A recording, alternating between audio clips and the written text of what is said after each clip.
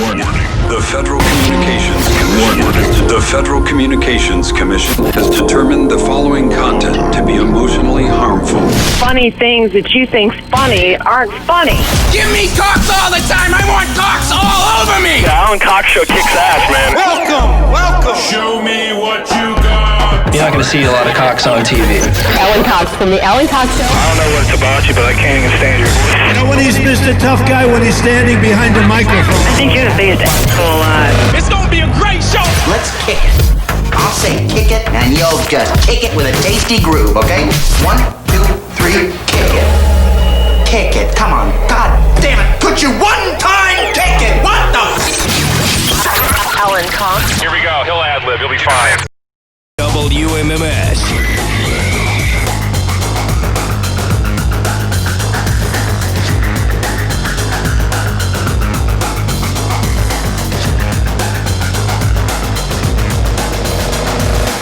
Hey!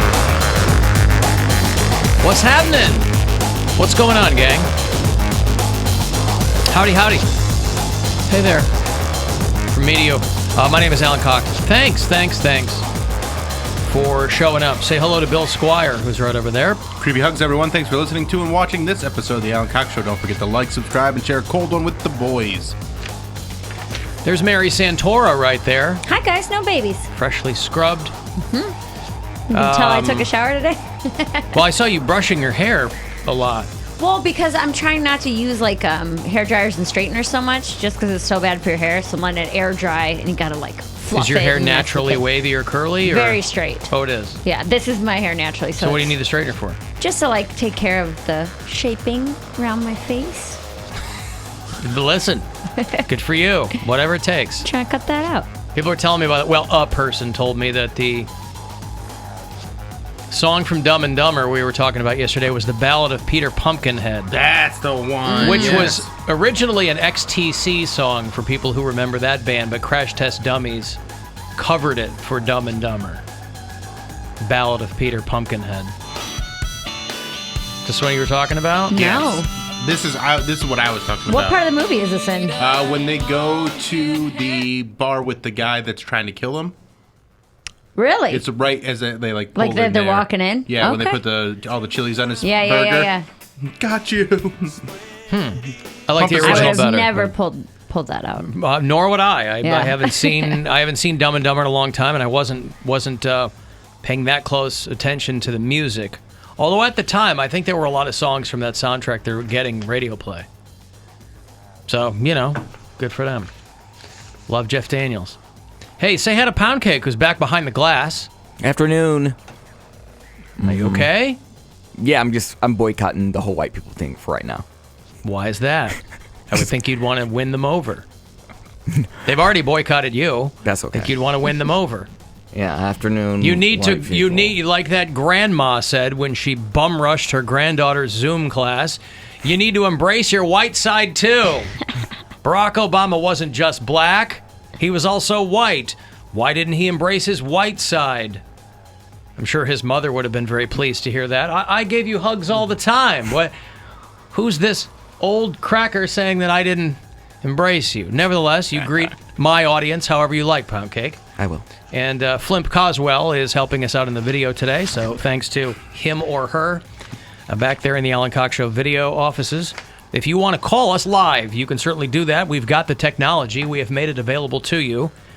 It is 216-578-1007 or 800-348-1007. I'm racking my brain. I don't know if that's the right scene because now I know that The Bear Went Over the Mountain is what's playing when that scene's happening. Mm-hmm. So maybe I'll have to revisit Dumb and Dumber tonight. Yeah, I've seen that movie 1,000 times, but I couldn't point out the music to it. So like me, the music you didn't pay that much attention to. Just the beginning when like I did the pow pow pow pow pow pow pow pow pow at the very beginning. That sounds like the bird is the word. Sure you weren't watching Family Guy? Maybe I was watching Family Guy. Don't!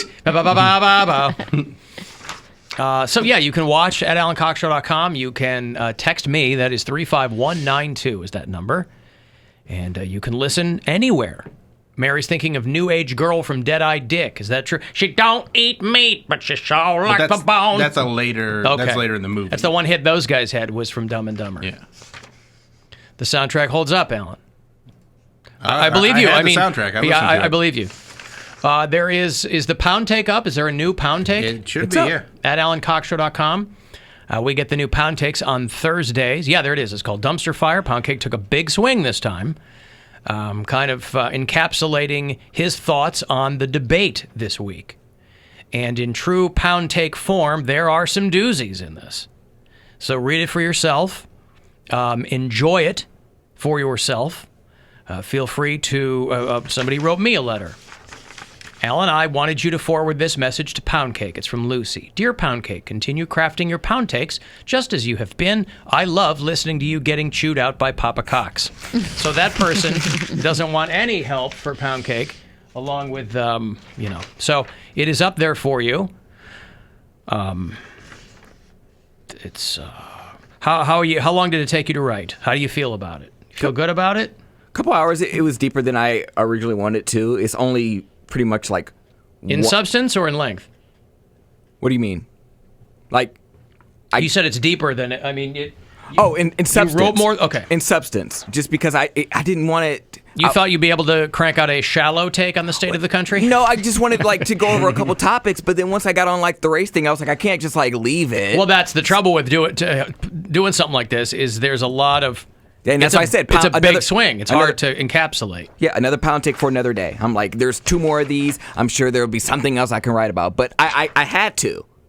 So, I understand. So... It was just something that was on my heart, and I vented.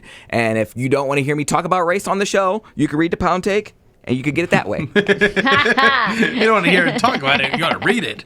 There you go. Hey, the medium is the message, right? Right. Bill, do you have a favorite line from the Poundcake this week? I'm trying to find it. Where was it? It was the... Because I got mine. Yeah, why don't you do yours? I'm trying to read through it. My favorite line is in the very first paragraph. I think there are only 3 paragraphs. Yeah, I mean, he keeps them concise. Where's my favorite line? I can see why those who wouldn't normally are now losing faith in our democracy, conscience, and way of life. I get what you were trying to say. I assume you meant the word conscience. Yeah. Instead of the word conscious, which is a very different word. And I would imagine it might take the reader out of what you're trying to get across there. Those conscious reading it. There's the one with all the don'ts, and it was a double negative. He's so negative. He writes double negatives, Bill. That's what Poundcake does. Well, there you go. So it's his musings on the state of the country. He's an American taxpayer, and so he has earned his opinion. I can't find it off the top of my head, but it was one essentially calling our founding fathers old ass bitches. I think. The racist assholes. Racist assholes. That's what it was. Racist assholes. Yeah. Listen, we have no indication whatsoever that they didn't call themselves that. That's very true. In private, quiet company, true. They could have very easily called themselves that. I just giggled at that, where I was like, oh, okay. You picture the guys with the white powdered wigs. So it made me laugh. How are you, racist asshole? Right. Greetings, racist asshole. So, Dumpster Fire is there for you at AlanCoxShow.com. Enjoy it. Read it. Learn it. Live it. I got to tell you something. I could not stop thinking last night about Bill and his family in the midst of all of this tumult. Couldn't stop thinking about it last night. Well, I haven't heard He from her. was ready to go. He said, "I'm ready. I'm ready to cut ties. I'm gonna press the button. I'm gonna engage in the nuclear option." Because did you read John Cusack? John Cusack's another guy who. I'm just very disappointed in them. Doesn't hold anything back. And I think it's weird that she's not even replying to me. Welcome to my world, Yeah, Bill. I Not know, so right? funny, is it? I think it's strange that she won't even give a rebuttal. Haven't heard a thing from her. The person that's like a friend of the family that was hitting me up for stuff stopped replying to me after I said, if she voted for Joe Biden, then I'd help her out. Well, that's a direct cause and effect there, though. That's a business transaction. That just makes you a smart businessman, Bill. And yeah, but like I just radio silence from her. So but I guess that's how it is. John Cusack is one of your more vehemently anti-Trump celebrities. He said that he will no longer speak to friends or family members who are not aggressively anti-Trump. He's got I have no time for your BS, is what he says. So, yeah, he did a movie called Say Anything a long time ago, but now I think he's thought better of it, and he's like, all right, I don't want you to say anything. I mean, that was just a movie, and I was a kid, and I was having fun, but he got beat up. He was out with the protesters in Chicago, and they were just walking on the street, and he got hit by like rubber bullets and pepper spray and stuff, so he was in there walking the walk, boy. I've got to take a break. If you want to give me a text, 35192 to do that. I'm going to have passes for you later on to check out that global live stream. Corey Taylor is doing a show from the Forum in Los Angeles on Friday night. I'm going to get you a code that's going to allow you to watch that thing. I'll have a copy of WWE 2K Battlegrounds for you to play later on, too. The Alan Cox Show on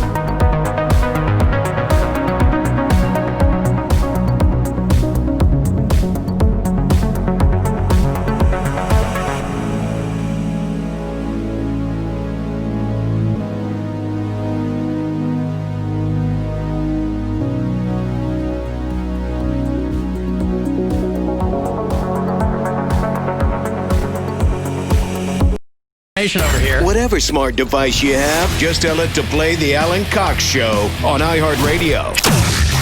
The mastermind behind numerous important things that you've never heard of. The Alan Cox Show On 100.7 WMMS.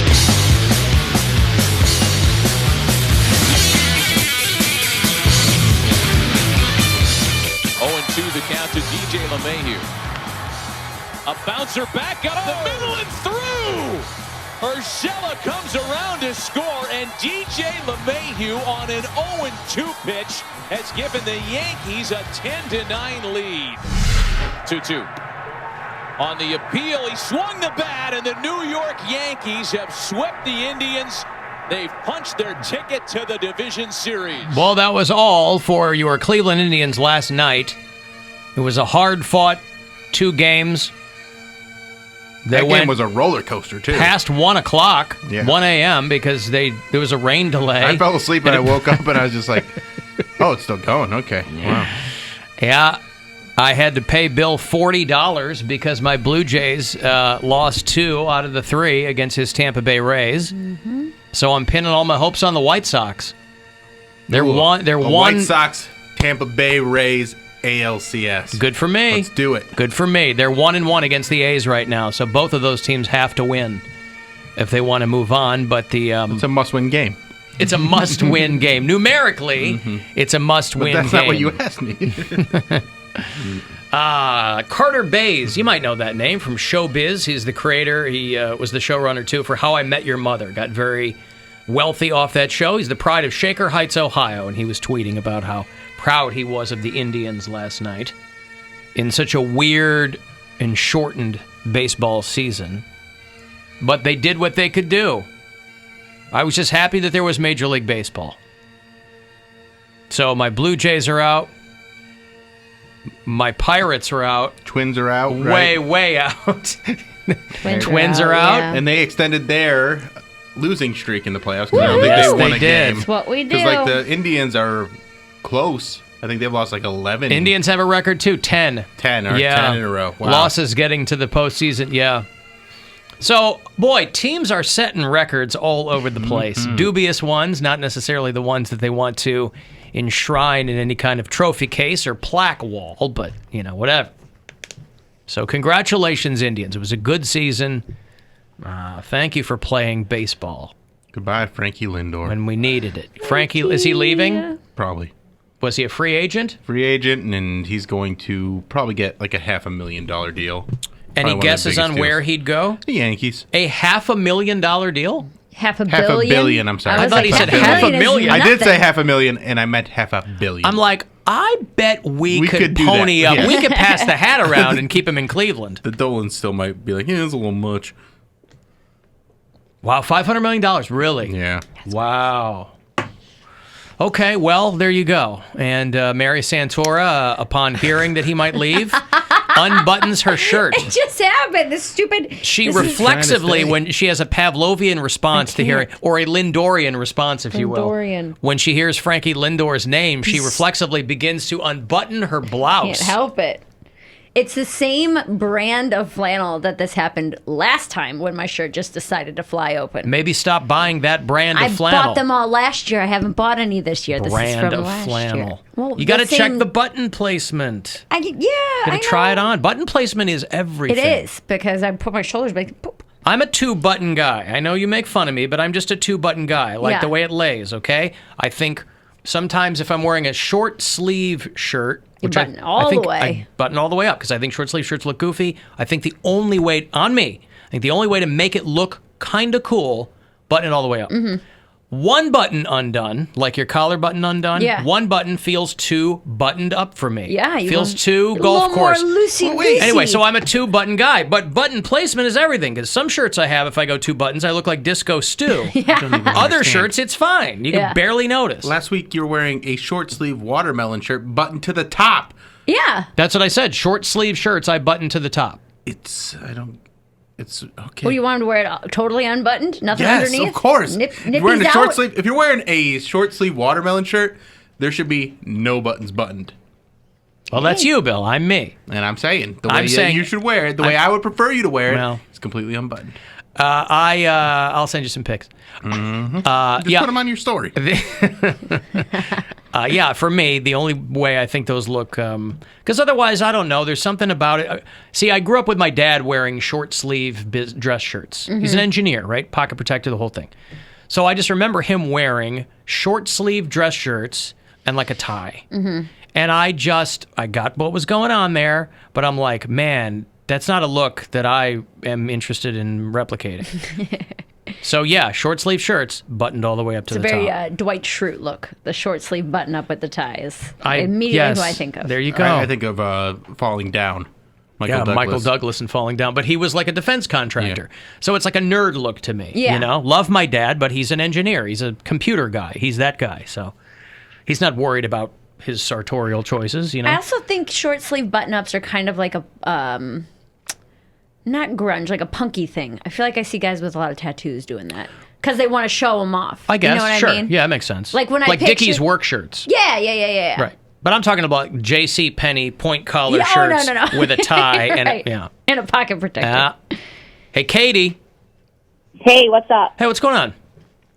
Oh, I was listening earlier, and for the Dumb and Dumber song, are you thinking of the one that goes, mock, yeah, ing, yeah? No, that's not on the soundtrack.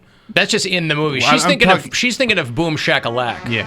This one. Yeah, that's the one that Shakalak. Boom. Yeah. Yeah, this guy was like an early '90s British rapper, DJ or something. Yeah. That's the one at the beginning. This is the very beginning of the movie, yeah. You're thinking of the song Mockingbird, Katie. Yes. Yeah. Well, I thought because she got it confused with Bird is the Word. So no, I bow, bow, bow.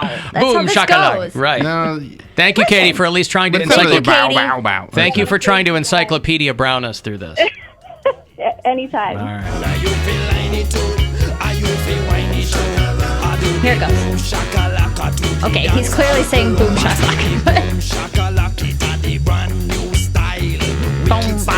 Yeah, there's a lot of early 90s, of the moment. The Proclaimers, Echo Belly. Nobody remembers Echo Belly. I did go up and pull Green up Jelly. the clip that I thought it was, where that Crash Test Dummies song was, and I was exactly right. The exact Nailed it. transition. Okay. That's the kind of useless information that I have stored in my brain. Good for you. Man, too bad trivia is not a thing anymore. All right. Gigolo Ants. There's another early 90s band no one remembers, but they were What's on the Green there. Jelly song? Oh, that's... Green Jelly song is the bear song. The bear goes on the mountain. Yeah. You Sexy Thing by D Light. That chicken D Light was hot. Lady Miss Keir. What's the song? Huh? The song that they play when he's having the fantasy and then, like, he's imagining spending the day with her and he lights the fart on fire. Yeah, and he, like, rips the heart out of the guy. Yeah. Maybe I'll go back and watch that again. It's a good one. Good movie. It holds up. My favorite comedy.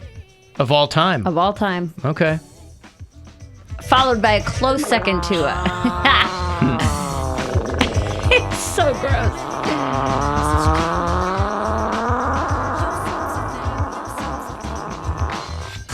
I think Young Frankenstein is definitely up there for me, too. One of the reasons... It's a classic. It's so good. Yeah, so Dumb and Dumber is so funny all the way through because I feel like there's a lot of comedies that in the third act where they're just trying to wrap falls off, it. Yeah, it falls off because they're just trying to resolve the story. Mm-hmm. But in that one, they're just as dumb all the way through. They never get smarter. They're never helpful. They're just so great. They're just lucky. That's all it is. 250,000. Hang on to that one. And for as serious of an actor as Jeff Daniels considers himself, and mostly is, it makes me very happy that he agreed to do that movie. Oh yeah, he's just like, brilliant in that and I don't know movie, if he's the first person they asked.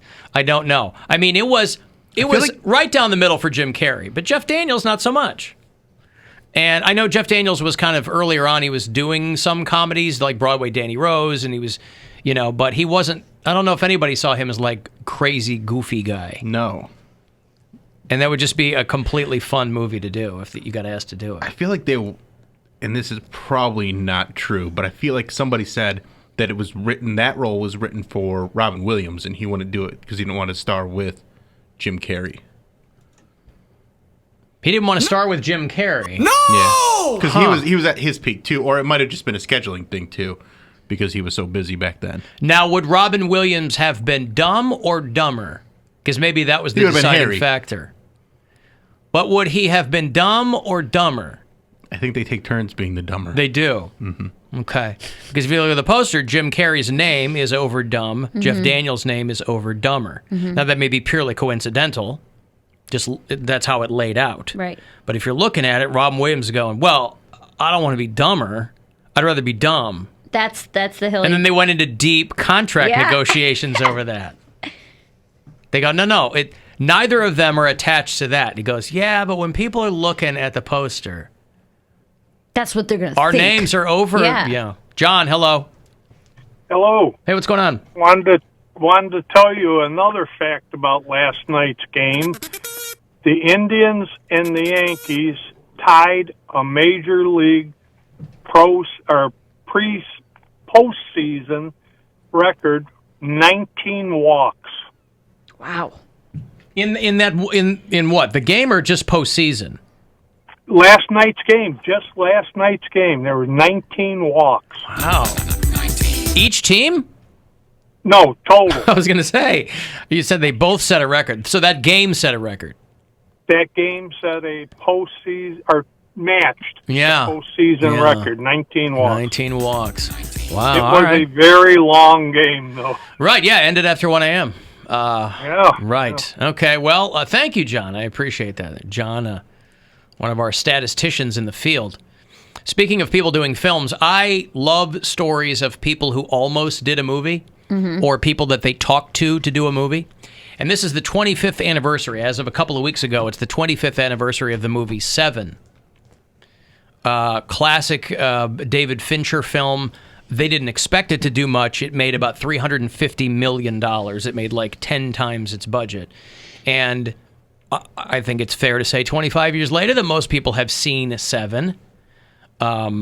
But it's one of those movies that went through a lot of ups and downs. It went through a lot of test screenings and the director fighting with the producers because they didn't want it to end the way that it did because they were worried it would turn people off. And David Fincher was like, no, that's how it's got to end.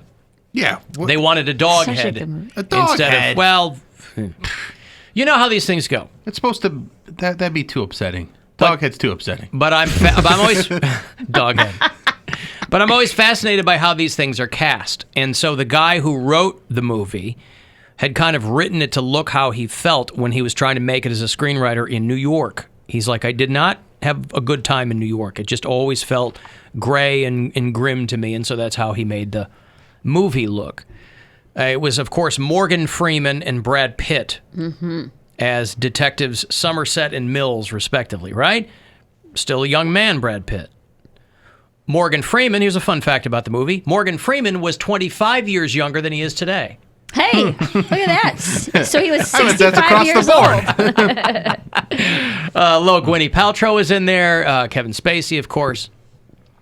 Originally, they wanted to cast Al Pacino instead of Morgan Freeman.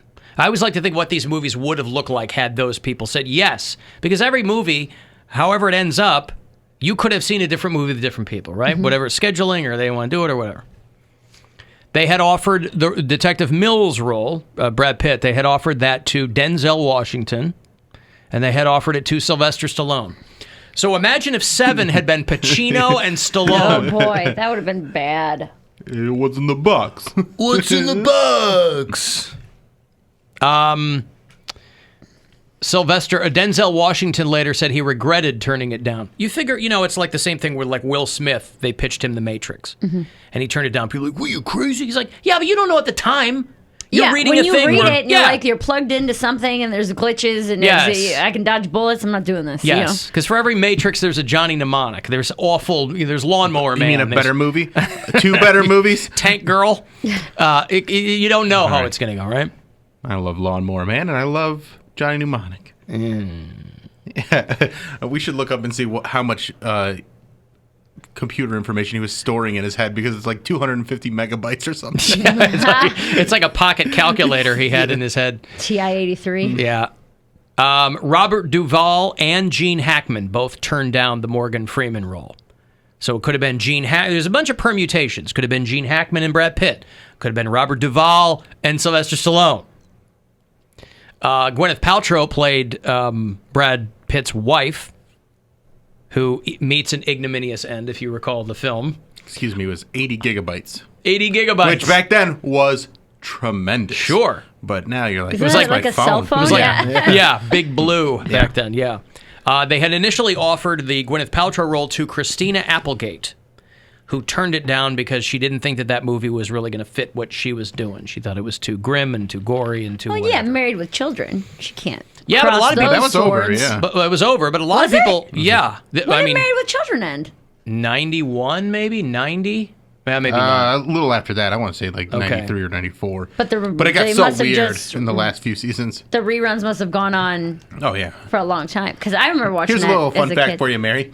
Sometimes reruns play many years after the show ends. I didn't know. So then, why would someone who's 7 when it's reruns know that the show ended? Well, I right. have no So, idea. okay, devotion to accuracy. So, Married with Children ran from 87 to 97. Yeah. And they shot. okay. So, 7 came out while that was still on. So, anyway, yeah, she's on television. I didn't know it went that long. I didn't know it was 87. Well, Bill, sometimes. Give it to me.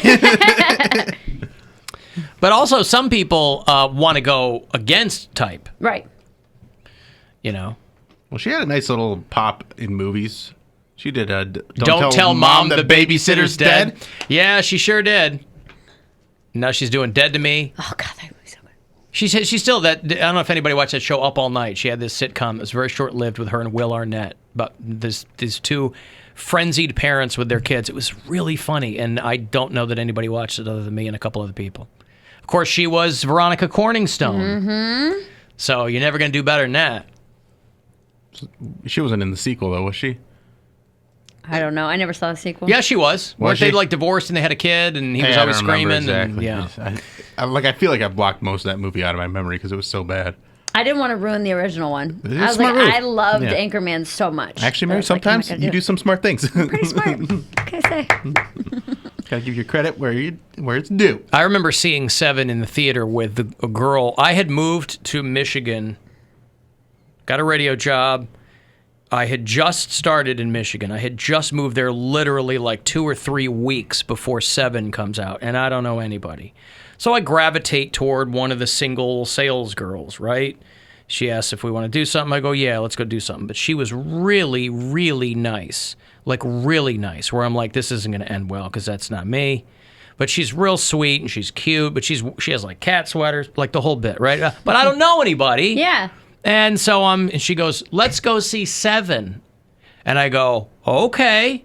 So she's going completely against type. You would not have looked at this girl and thought that she would have recommended Seven. Right. I was waiting for her to go, like, let's putt-putt or something. She goes, let's go see Seven. I go, great. So we go and we watch it.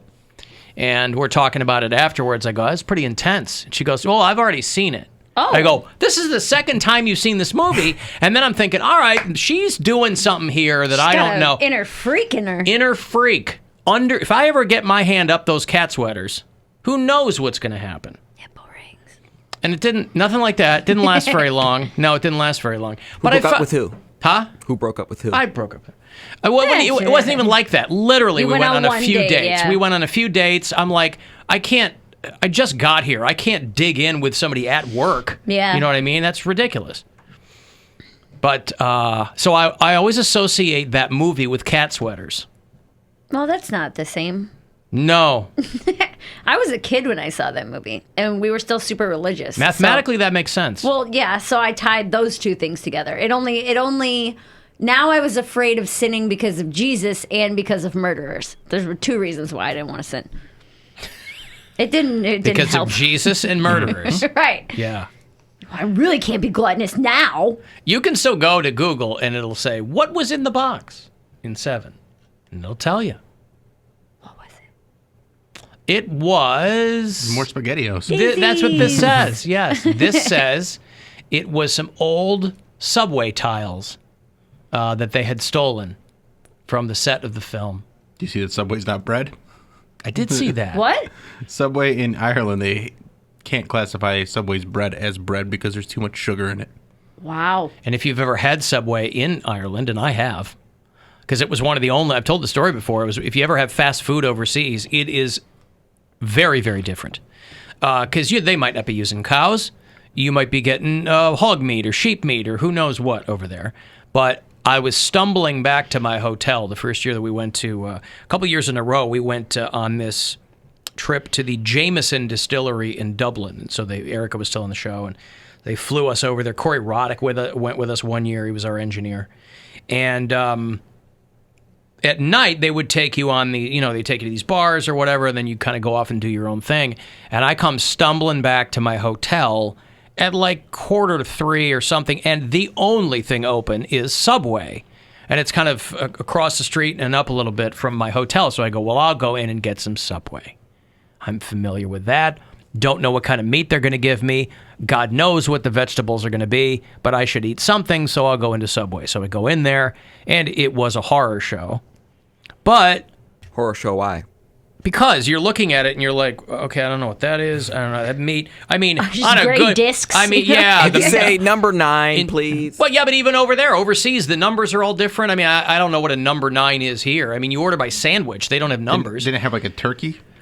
I think I ordered a turkey. There you go. Yeah, I guarantee it was not turkey, but I don't think they have a lot of turkeys running around in Ireland. But anyway, whatever it was, I ate about half of it. But it certainly tasted strange, and I couldn't tell. I couldn't really zero in on where that was. I'm like, well, I can't zero in on if it's the meat, or if it's the vegetables, or if it's the bread. But in Ireland, they have ruled that there's too much sugar in the bread. And all I'm saying is that's what's different in chains in different countries. Because this isn't a ruling over here, so they're making different bread over there than they are here. Do we have the same rule here? I just looked it up. There's only like the most 4 grams of sugar is the highest of any of the breads that they offer, according to Subway's like nutritional information. So it's got to be way higher over there. Yeah, they might have different nutritional standards too. Their classification is based on the weight in flour. So if there's 2% of the weight of the flour that they use for the bread is sugar, then it's not bread. There you go. And I mean, listen, walking around Ireland, people in Ireland look exactly like people here. I'm talking like body type. Yeah. It's not like people in Ireland are all, decathletes. So they have all these stringent nutritional standards. They look just like people over here. That's one of my favorite things in Bill Burr, and this is England, but, pretty close, where he's like, you guys are pretty fat too, because his last special was filmed in England. So he's like, you guys are pretty fat over here too. You're always giving Americans a hard time. You're pretty fat. Yeah, there's fat people in every country. Yeah. Plenty of fat people. Granted, I haven't been to every country, but the ones I've been to, and there are speak like you know. No shortage of fat people. Another guy freaking out. Speaking of Subway, another dude freaking out in a Subway because he didn't want to wear a mask and they won't serve him. Felt like these are getting fewer and farther between, and they might be, but it's another... You can't freak out every day if you want to get anything done. Maybe you can. Again, I don't know what these people are trying to get done, but I don't understand why it's so hard. And it's not a matter of they don't understand. They just want to pitch a fit and the freedom and all that crap. And the woman behind the counter, because she's probably the franchisee, she's very calm, and she's like, I want you to wear... You want a sandwich, I want you to wear a mask. Well, then I'm going to need you to leave. I have freedom. I have rights. Serve the people. I have the right to not come. Yeah, but you have no rights. I'm not forcing you. You're forcing me. Sir, I am free. You're breaking the law. You're following them. I'm not. I'm on a sandwich. No, I'm not wearing the mask. I need to breathe. Storms out. What do you punch? I think he knocked over a chip carousel, or he kicked the garbage or something, And there's a bunch of people in line behind him. They're all wearing masks, and obviously the guy in the back of the line's filming this whole thing. And he's like, I just want the next... Come on, man. I have the next person completely unfazed, just like, can I get an Italian BMT? Yeah. And that's what I'm sure what it was. Right. Cool. I don't have to wait for that guy to get his sandwich made. I have rights. Yeah, but, I feel the same. We're a private business, you guys seem to love so much. You love so. Let private business do what they want. Guess what? I'm going to kick your non-mask wearing ass out. She should have put all the ingredients in a bag and sold them to him. Here you go. You'll just have to do a little bit of the work, which you've already proven you have no interest in doing at all. The smallest inconvenience is of no interest to you, sir. Thank you for coming to Subway. I feel that way at Chipotle when someone's in front of me and they order more than 2 items. I'm like, damn it, I have rights. You can order it online. more than yeah, but everything they have has more than 2 items. No, I'm meaning like they're getting 2 burritos or more. 2 burritos. Oh, I see. Not ingredients, items. I see what They you have mean. the list, and they're like, Yeah. okay, on I their need phone. 2 burrito bowls, 3 burritos, tacos, The first and one a is kid's item. black Yeah. beans. The second one is no beans. Third one half and half. Fourth one double black. Wait, no, that's not it. They're like halfway through. Let me check my Start out, over. please? Start Yeah. over. Check my post-it note. All right, I got to take a break. If you want to get a text in here, 35192. The Alan Cox Show on 100.7 WMMS. And everywhere you go.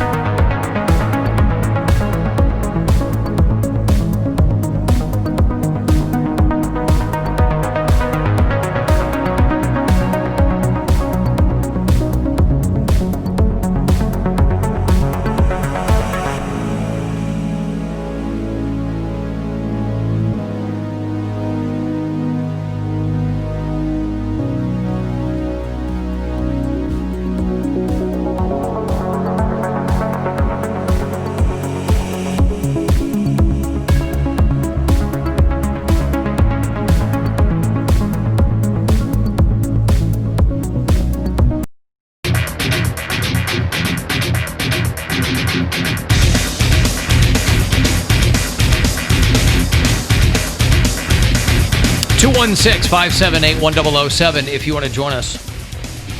800-348-1007. 35192. Send me a text. AlanCoxShow.com. Watch the show there. Got the brand new Poundcake up there for you, too. It's called Dumpster Fire. And I got a letter from Matt. And he said, I'm living through an at-work pooping scenario that might drive Poundcake to the brink of madness. He said, I work at a very large company in the area. Due to a malfunction in one of our doors near where I work, the only feasible option for me is to use a porta potty outside in the parking lot. Otherwise, it would take me 20 minutes each way to walk to the nearest bathroom. But the porta potty is near the entrance to our COVID-19 screening tent. So there are a bunch of people milling around and smoking nearby. Always good to smoke nearby the COVID-19 screening tent, I imagine. Basically, I just pushed Brown in a little plastic box with at least 5 of my coworkers standing nearby chatting. Write down pushed Brown. It's pretty funny. What would Poundcake do, he asks. Would you have to go... no, I imagine you would... Well... You just don't poop at work. You don't poop at work, but I mean... hold it. You'd hold it all day long like you do now? Mm-hmm. Rather than go out to the... well, there you go. Yeah. He stands firm in... so does my poop. Yeah, he's not wavering at all, Matt, in what he would do. Won't do it at work, no matter what the scenario. I mean, it depends. If the bathroom that he was going to go to, that was a 20-minute walk, if it was private, then I would totally do it. I'm like, I get exercise while I'm about to drop one. Like, yeah. Before you're going to push Brown, literally and figuratively. Because then I'm like, okay, well, I left the line wherever he works. I left wherever, and I'm taking a walk, so I get away from my work desk, and I get to poop, and then I get another 20-minute walk back? That's like an hour. That's an hour that I just get to chill. Yeah, that's why I thought that maybe you would do that, because it's 40 minutes of you walking and not working. Yeah, you get your steps in and everything. True, nice. But like... And the less he can work, the happier he is. But if I'm walking just to like... That's why he's going to make it in this business. But if I'm walking just to get like a stall, then no, that's not worth it. And like if there's like a McDonald's or something nearby, then I might do that. I mean, if I'm going to be gone 40 minutes anyways. Okay. I'll just go somewhere that has a private That's bathroom. a big place, 20-minute walk to the bathroom. Mm-hmm. Yeah, seriously. There's a guy who biked from Washington State to Ohio over the course of 36 days to raise money for charity. He biked specifically from Poo Poo Point in Washington State to Pee Creek right here. I'm a child. All right, give that man some money. Yes, that's right. I don't know. I've never heard of Pee Creek here in Ohio. I don't know where it is. This tells me that it's in Pike County. So I'm sure that there are probably lifelong Ohioans who are very familiar with Pee Creek. Getting baptized in Pee Creek. Yeah. It's south of Chillicothe, so it's in the middle of wherever. And this guy made him very emotional. Dude, I'm really crying right now. It's so stupid. It's Pee Creek. Oh my god. Oh, what am I doing here? Oh, I feel good though. Oh, I feel good. Let's go. Mm-hmm. Poo Poo Point, Washington State to Pee Creek. You know his legs are like. I bet is he good looking? I don't know. He has to be fit. Like no normal person can just do that. It's 2,500 miles. He's from raising money for Yemeni relief. So not even no goddamn United States. But anyway, he raised a lot of money. Pee cancer Poo-poo research? and pee. No, it's not for that at all. He said he rode exactly 69 miles a day. Nice. From Poo Poo Point in Washington State to Pee Creek in Ohio. Ruben Lopez of Chicago said that he began August the 18th, and it took him 36 days to arrive at Pee Creek. Over 2,500 miles a day. How does he just have time to do that? No, not a day. Sorry, 2,500 miles the whole time. He is planning, and this is only part of his journey. He's planning to complete his 5,000-mile journey at Pee Island in Newfoundland. So this guy basically Googled poo-poo and pee-pee And then was like, okay, and then he mapped it out, and he's like, I'm going to do this for refugee relief. But he can't finish that because he can't get into Canada. Mm-hmm. Well, I mean, I'll assume that he knows They'll what he's make an doing. exception? I mean, I don't know. How's he going to bike to an island? Bridge. Take a ferry. Because that's not the PP ferry. But that's not. Let me ask you this though. That's not the contiguous North America. I mean, can you get out on an island even though you're east of Canada? I mean, I don't know how he's going to do it. You're right. I don't know how he's going to do it. Well, way up there, he's going to get into Newfoundland, and I don't know. I don't know how he's going to do it. Boy, it's a long way. Yeah. So maybe he kind of screwed himself because he was just Googling poo-poo and pee-pee locations, and he goes, oh my God, there's a pee-pee island out in the middle of nowhere. I'll finish there. He said all of the bike tours he was going to do were obviously canceled because of COVID. And so he decided to take this meme ride as a way to raise money. Meme ride. All the poo-poo and pee-pee locations he could find. I'd just be really pissed after I get to my destination. I'm like, well, now I gotta bike back. No, sell your bike and buy an airplane ticket. Yes. I'd be so biking angry. back. I'm like, all right, well, I made my point. Now I really have to go back to this bitch. But yeah. Back to this big. Yep.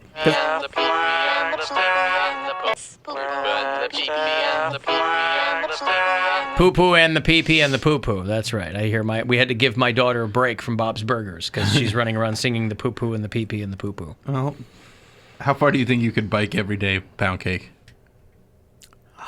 Are you still walking to work? No, I didn't do it this morning. I've been running late. Did you do it yesterday? No. Did you do it the day before? Day before, yes. Monday and Tuesday, right? Those were the 2 days. No, Or yes. Friday and Monday. Monday and Tuesday were the only 2 days. Monday and Tuesday. But what was your question, Bill? He wanted to know how many miles a day you could bicycle. Do you have a bike? Nope. Don't have I a don't bike. either. I wanted to get one this I year. haven't had and a then bike for They were sold years. out everywhere.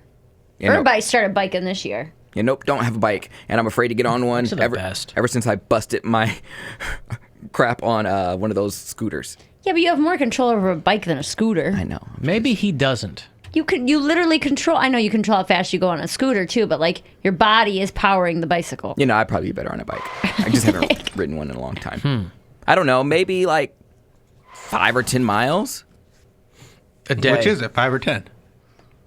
I'd say 10 miles. I'll give myself some credit. You think you could ride 10 miles on a bike? That's not that far on a bike. For him? I think you build up a tolerance pretty quickly right, but to it. I'm thinking like the way this guy did it, he rode 69 miles a day for 36 days, and Poundcake's like, I could maybe do 10. This is all you're doing. But you're asking me a question that I have no idea. I don't know. And I just like, and I like that answer. I like it. That's a very honest answer. I would say probably about 10, but like I haven't even been on one of those like bicycle machines. What are they called? Stationary bike. Yeah, stationary bikes. I haven't even been on one of those, so I would like to test that. Maybe when I get back into the gym, I will. I feel like biking is easier than you think it is. Like as if you are in any kind That's of why they say kind of it's shape. like riding a bicycle. Right. You never forget.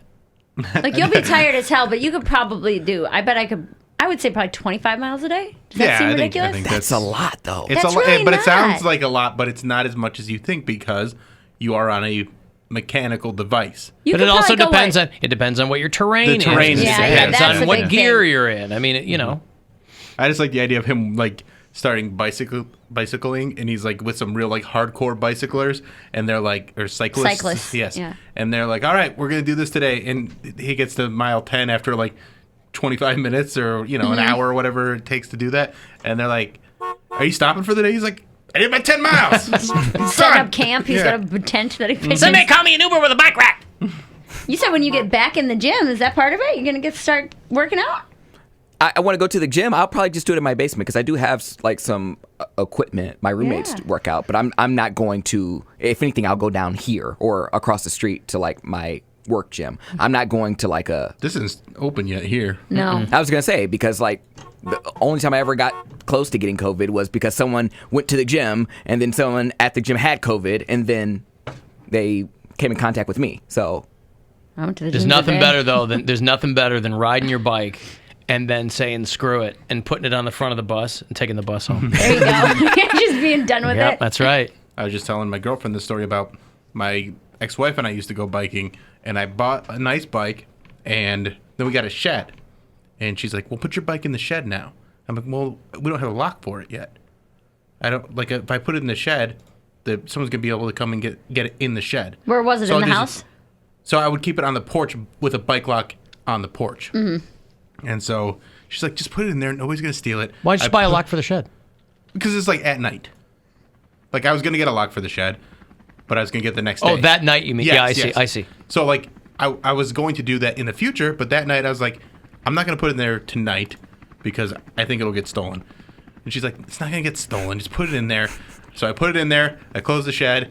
The next morning, gone. No bike. But how did they know? How did they know that you had a bike in there? Because we had a new shed. Yeah. So they just knew there was that a new shed that was unlocked that hadn't been there the day before. If there's a new shed, that means you got a shed to store things in. Yeah. That's and the if it's best. brand That's new, why you get a shed. You Yeah. want to put Yeah. your stuff in it. And there was nothing to lock the shed. And the only thing in the shed was my bike. And so someone came in there, real got easy the to bike, just- and was just like, thanks for this nice bike.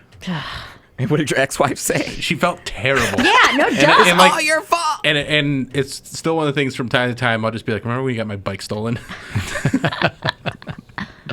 And she'll be like, remember when you cheat on me a bunch of times? I'm like, no, this is about the bike. Yeah, you can never throw, I know. if you're operating under those circumstances, you can never throw anything against them. You're not right. No. That's why I told you to put the bike in the shed. I knew what I was doing. I knew, of You course. keep your bike out of other people's shed. Right. Well, that's a teachable moment, right? Is that what they call it? A teachable moment? Right. Don't put your bike in the shed. Don't put your bike in other people's sheds. Or at least make sure if you're putting your bike in other people's sheds, you get a lock on that shed. Mm-hmm. Lock your sheds, man. Lock your sheds.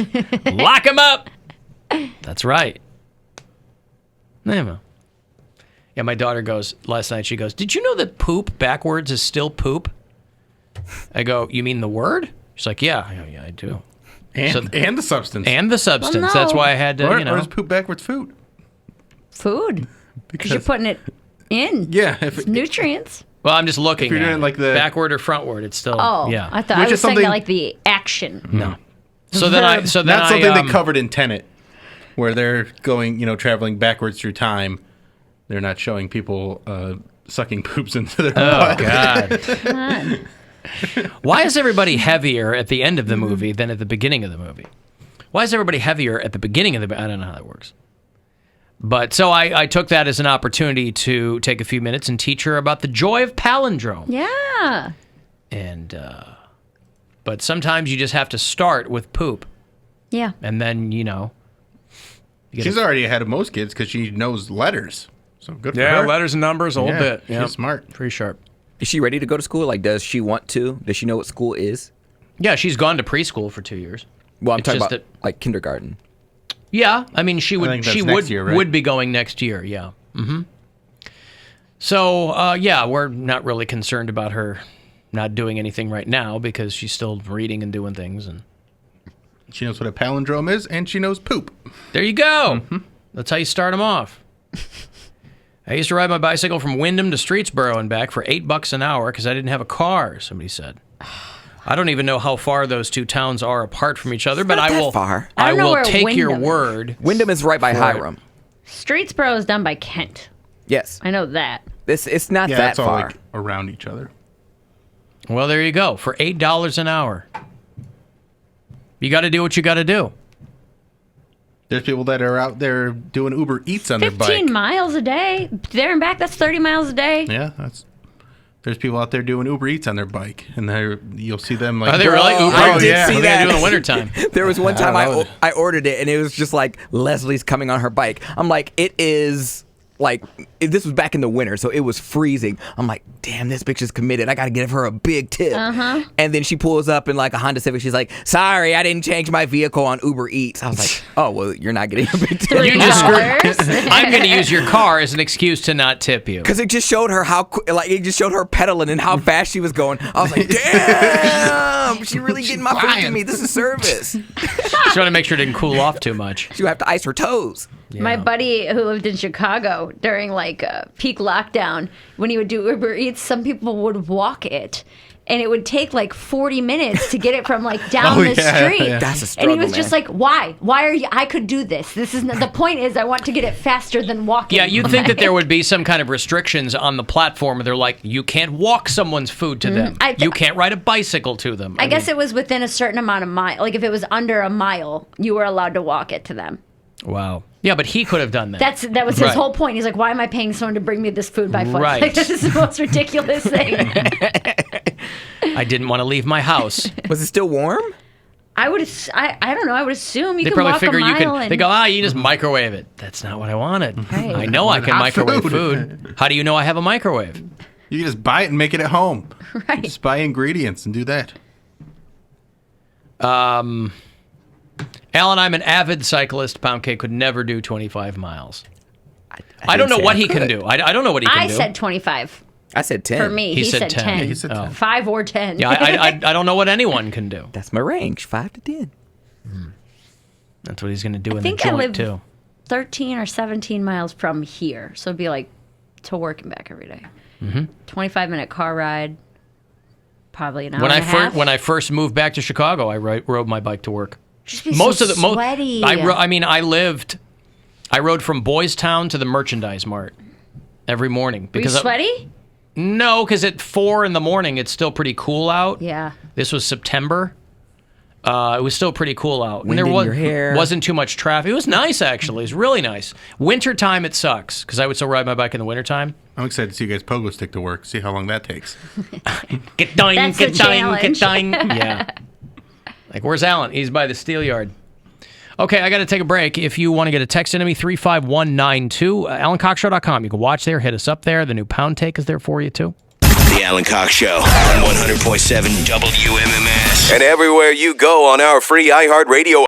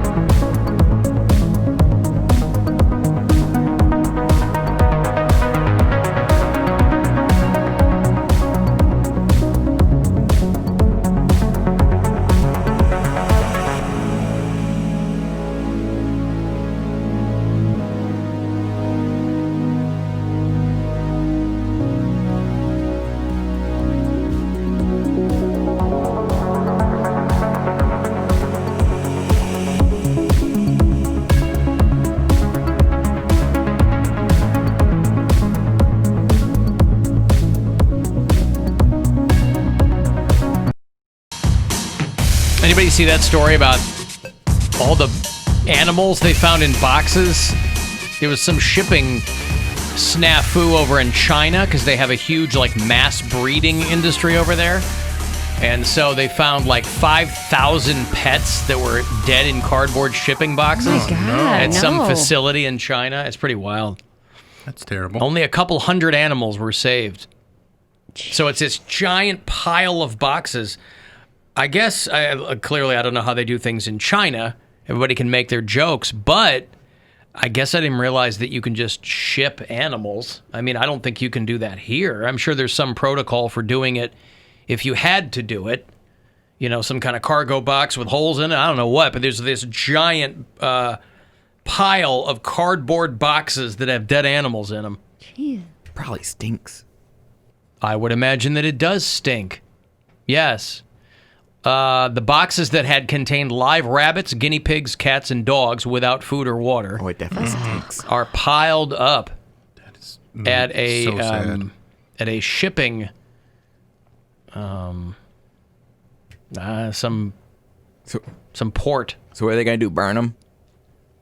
Yeah, I don't know. They're not going to bury all those people or all those animals. No, They could feed them to other things. They had been left. They were in cardboard boxes with breathing holes. You can see all the holes in these boxes, but they had been left in the boxes without food or water for about a week before they were discovered That's so cruel. by a logistics company.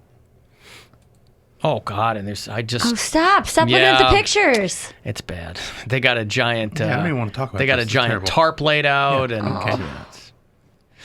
Anyway, bad news. So they ship them to pet stores or don't know. It seems like they're all being shipped not intranationally, not international. Like they're all within China. Why couldn't it be like a bunch of tarantulas or like roaches or something? Something no one likes. The roaches would survive without food. Roaches survive a nuclear explosion. I thought that was just like a myth. It could. Well, they're very, very hardy organisms. We do know that, and they can probably go a while without food. Yeah. Somebody texted me, "Poundcake's a bad tipper on Uber Eats." I know, and I said, "Explain." And they said I delivered an Uber Eats order from Chipotle to him a while ago. I thought the tip he gave should have been better. First of all, should have been better. I don't know what he tipped you, but just because you thought you should have gotten more doesn't make him a bad tipper. Like, I know I'm a good tipper because I over-tip, but just because somebody didn't tip you what you thought you should have gotten, right? You can't go blowing some guy up for being a bad tipper. I mean, they can, but I know what I order from Chipotle, so it's not what even... do you tip? Right, but to your point, it's not going to be a giant order anyway. It's not going to be a huge order. You give them $1 tip, it's probably commensurate with what it costs you. No, I tip around like $2 to $3. Well, there you go. For like $12 worth of food. 20%. That's a 25% tip. Is that good? Yes. Yeah. I mean, that's what I'm saying. On par? I give them something, but like the Chipotle I order from is literally right down the street from my house. So I'm not going to tip you $5 and you didn't even spend like that. You spend a quarter in gas, literally. Well, you don't know where they're coming from. Yes, but I'm sure I'm not their only order. I'm literally right down the road. Like, I could go get it myself. But again, I was going to say, then go get it yourself. Right. But again, you take my point. I mean, delivery people, you got to know that just because they didn't give you what you thought you should have gotten. I mean, if somebody's giving you a nickel on like a 20, Yeah. But if he's giving you 20%, yeah, that's good. There are universal understandings on tipping, but Alan, that China story is awful. Now there will be a shortage of beef at PF Oh, come on. Come on, why you got to besmirch PF Chang's? I love PF Chang's. Is that wrong of me? I haven't eaten there in a while, but orange chicken. Goddamn, I never had a bad meal at PF Chang's. I'll tell you. One time I went right before they closed, and the lo mein wasn't great. The noodles, but when I first came to town to interview for this job, or when they wanted to meet me or whatever, they put me up at a hotel out in Beechwood because I guess they had trade there or something, so it wasn't central to anything. Mm-hmm. I didn't know my way around. But the PF Chang's was across the street. Mm-hmm. I was like, there it is. Good enough for me. I'm Which happy. I would like to rescind my statement because I was thinking of Panda Express, not PF Chang's. Never eaten at Panda Express. That's why when you said I love PF Chang's, I was like, you eat drive-through Chinese food? No. It's Americanized. It's very, It's very awful. Whatever PF Chang's is, I like it. I've never had the stuff that they sell in like the frozen section at the store, but in the restaurant, never had a bad meal there. I think I've only eaten there Drinks are once. great. Food's good. Got them giant concrete dragons in the front or whatever, Right. lions. Alan, I got a 7-cent tip on a $40 order yesterday. Come on. Why? That's insulting. I mean, not that 0 is, but like 7 cents, man. Come on. What's the point of that? Like, Right. how do you even do You're that just on being a a card? dick. Yeah. Probably rounding it up if it was like 93 cents or something. Alan and I do it all the time. Tell Poundcake he's fine. Most people don't tip drivers at all. And which I've never not tipped someone. So sorry to that guy, but you just didn't catch me on a generous day. Sometimes I'm like, you know what? I got a little extra something. Let me put a 5 in there for you. Hey, And he's that's just working not hard that for day. his money, too. He's making minimum wage here. He's working hard for his money. I already got this. He decides how he's going to dole it out. My morning job, my OnlyFans. I'm hustling here, man. Should tip more than $2 then. Are you seriously on OnlyFans? No. Oh, I don't know. You slipped it in there. No. You slipped it in. That required I mean, a I'm question paying from for me. OnlyFans. He subscribed. We're talking about assets, not expenditures. Yeah. I follow somebody on Instagram, and I guess she just started an OnlyFans. I go, man, I'm not going to break the OnlyFans seal. I'm not going to do it. But that's the closest I've gotten to considering doing it. But you don't even know what she's going to post, though. Everyone thinks like, oh, she has an OnlyFans. She's going to post nudes. No, She also might be bad at it. A lot of the time, it's just like, I mean- I'm cooking, and you see, like, side butt. Well, that is Or right, side but boob. but her Instagram is mostly a lot of like half nudes anyway. So I'm like, well, then I imagine if you're going to try to get people over to OnlyFans, it's going to have to be more than that. They don't care about that, though, because they think, people already think I'm going to put nudes on there because what I post on my Instagram.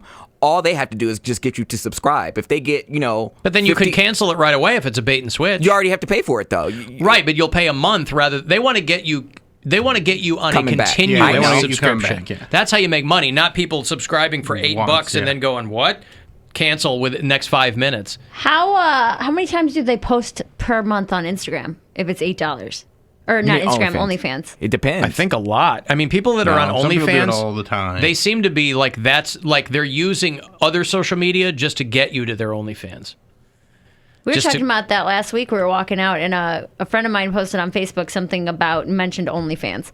And then there was like 60 comments, and I was reading them, and it was mostly girls like, well, since we're talking about OnlyFans, and I guess I didn't realize how many people were on It's that mainstream site. now. It's a lot of I people on couldn't mainstream. believe that. That was just like, I mean, I know everyone can do it. I get that. I just didn't think everyone was. Well, people are struggling right now. I don't think. I know that. Normally, I don't think people would, but they're not in the office anymore. Their unemployment is running out. They need a revenue stream, and they're like, if I'm at home this whole time and someone wants to watch me do dishes like in my thong, I'll post it and sure. you'll pay me for it. Mm-hmm.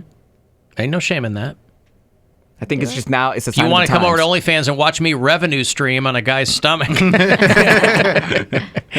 it's only $8 a month. Which, by the way, it's a bargain at twice the price. Yeah. A lot of these people, they're cranking out a lot of material, and you're like, $8 a month, okay. Watch me garnish this guy. I assume that's the low end of the spectrum. I'm sure there's people on OnlyFans where it's like $50 a month. Well, If it's a like lot of high people, end.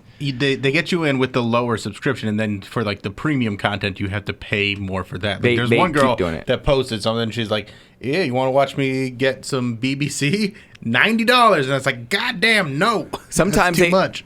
My friend that does it, and he is like 0.5% of streamers. Like I can't believe how many subscribers he has, but this is how he gets you. He has like his regular content, and then he has premium content, and then he's like, DM me, and I'll send you a private video that you can keep. And it's not even like, that's the stuff that they do. And he's like, I'll just. That's how they make their money. Send you, you could send me a private message, and he's like, "This is for $5, and you can have it." I'm like, Ugh. Or like custom stuff, things like that. Yeah, custom stuff like at your will. I'm like, at your service. He's like, all right, want me to show you how this fist disappears? Like that's what they do. Yeah. Can I guess before you show me? Worst Joker ever. God. It's magic. I mean, it's magic. Do you want to guess how this fist disappears? It doesn't really disappear. It's just relocated. Mm-hmm. That's even So you worse. can't see It's it. just hidden. Yeah, you can't see it. Hey, Alan, remember at the beginning of the year when you predicted that 2020 would be horrible? Nice job, Nostradamus. Right. I've been getting that a lot from people lately. I don't know if people dug back to that show or if we referenced it or what, but it's like I have a lot of people half kidding, blaming me for predicting our first day back. in 2020 that this year was going to be one straight garbage fire. Now, I was just basing that on the fact that it was an election year.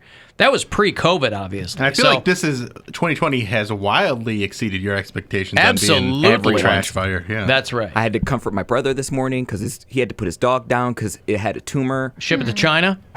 No. But From China. I was trying to cheer him up. He was like, "This is the worst year of my life." I was like, "This is the worst year of everyone's life. Everyone on planet Didn't Earth." he just have a baby, or isn't he got a baby on the way? Why do you keep bringing that up? Because I would think that would be a source of joy. Yeah. It would be a bright spot in an otherwise dark and tumultuous year. I don't know. I don't remember. You do remember. You're going to be. How could you not remember? You're going to be an uncle. How could you not remember? Family drama. But that's got nothing to do with whether he does or does not have a child coming. Is there a life coming into the world that is part him? I'm not asking you custody questions here. I'm not talking about baby mama drama. I think Did your brother leave it? More. Did your brother leave it in? And is the fruit of that womb imminent? Is your brother going to be on Maury? Possibility. Possibilities are endless because it's 2020. Okay, so that's where the question is. Then he's not sure. Yeah, I remember. He's not going to answer. Okay. I'm not one for resolutions, but I think a lot of people take some kind of mental stock. Although I guarantee you my prediction is that I really think this year is going to be just awful in every possible capacity. Would you say that? Because of what's coming, the election and everything. It's just going to be a nightmare. So, at the end of the year, people go, God, I'm so glad this year's over. This new year's going to be awesome. I just think my thoughts on this, we're going into what will probably be a nightmare year. So I'm looking forward to 2021 already. Well, I can't wait for this year to be over. You know what? You could die. So why don't we just take today? Why don't we just take today and be happy about it? See, Mary trying to inject a ray of sunshine. Of course, listen, I've always said this. You ignore me at your peril, okay? I'll stop complaining when people stop proving me wrong. It's just that simple. That was January 6th. That was our first day back in the new year. We did the 10th anniversary show in December. And then we were gone for 3 weeks over the holidays. January 6th, first day back. That was my prediction. Bill's right. It has exceeded my expectations. What did you know? Who are your inside sources? I live and breathe. Coxtradamus. I just live and breathe. Coxtradamus is buried in the sands of Jamaica. One good I made thing, that though. very, very clear. One good thing. We got rid of that buzz, whatever the hell that was. Was that was from the from- podcast or from the video? That was from YouTube. Okay. See, the video, I had to get a new iRig, and that's why the buzz is gone. So we have that going for us in 2020. The buzz is gone. I remember the first segment we talked about coronavirus, and you were just like, "Oh, it's just gonna come over here. We'll see what happens." And it was like the following week, everything just went to crap. Everything. But I just thought, people are gonna get sick. It's gonna be like H1N1. No big deal. That's right, because people assumed that the country would undergo what it normally does in past potential pandemics. Everyone assumed, based on history, that the people in charge would do what you're supposed to do. That turned out to be laughably untrue, but... hey, Brandon, what's going on? Hey, Brandon. Oh, there I am. Hey, what's going on? So you guys are talking about OnlyFans. There's a podcast that I listen to, and they were talking about one of the top earners on OnlyFans. She makes $1.2 million a year, and her subscription is only $10 a month. Yeah, listen, I mean, it's a volume business. So if you get people It seems like the cheaper the subscription, I don't want to say the better, but almost like the better off you'll be. More people will do it. Well, you have to find that sweet spot because you got to get them to the point where it's like if they want to cancel, they go, it's only $10 a month. I mean, even if I go in there a couple of times a month. Spend more than that on weed. Yeah. No big deal. Does she post nudes? I don't know. I don't have it. I don't. It's only $10, man. Well, but there's also a broad, as a way I understand, there's a broad spectrum there where there's some girls that are doing like full-on porn. Yeah. And then there's other girls who are like, here's my boobs up against the glass in the shower. So. And also, I don't understand how that stuff doesn't get leaked. Like, I know a lot of stuff does get leaked, but... Because people are paying for it. They're like, But that I'm not doesn't- going to share this. Why would someone who paid to see it share it for free? There are people that subscribe just to leak it to their website or whatever.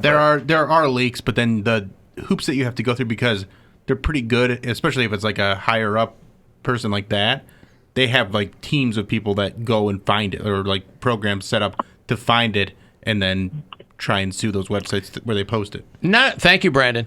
Not only that, but what's the potential downside of it being leaked? Then people go, oh my God, I got to subscribe to this. Because they're getting it for free. Yeah. Right. You might see a video for free, but then people are going to be like, who is this? And you might get more people coming over subscribing to your OnlyFans channel. I understand, but some people are doing this as a side hustle. Like if they see Luann, who works at the office, and they're... Oh, Luann's the best. Only $7 a month. They're just scrolling through Twitter, and they're like, wait a minute, I know this chick. Well, she didn't want her spot blown up. Like some people just want extra money. They don't want to be the biggest, OnlyFans person. It's just a side hustle. I have a friend, and this is what she's doing to earn her living right now, and she will post things on different like tube websites to bring subscribers in, and that's been helping her a lot. And Reddit is full of OnlyFans pics. She'll post a bunch of stuff on Reddit, and then she'll post on like Pornhub and stuff like that, and that brings subscribers to her, because then like her subscription is one thing that makes her money, but it's like the fetish stuff that gets you a lot more money because you can charge more for it.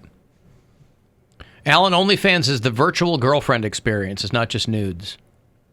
Yeah, there's a lot of that too. Oh, so you'll have like the texting back and forth. Yeah, like and there's stuff like that. do they do that? Yeah, like they'll message. Like she was telling me about this one girl that is like a girl subscribes to her, and all they do is just talk back and forth every day. Oh my and God. It's like she a pays her full-time extra for job. that. Yeah, but I mean, I guess if your full-time job gets you $1 million a year. Yeah, good I don't think for she's you. getting $1 million a year, but she's doing well. Yeah, and she's making some decent money. You can have an assistant. Like, all right, there's Jeremy on the line. You need to send him a good morning text and yada yada yada. Like you would have like.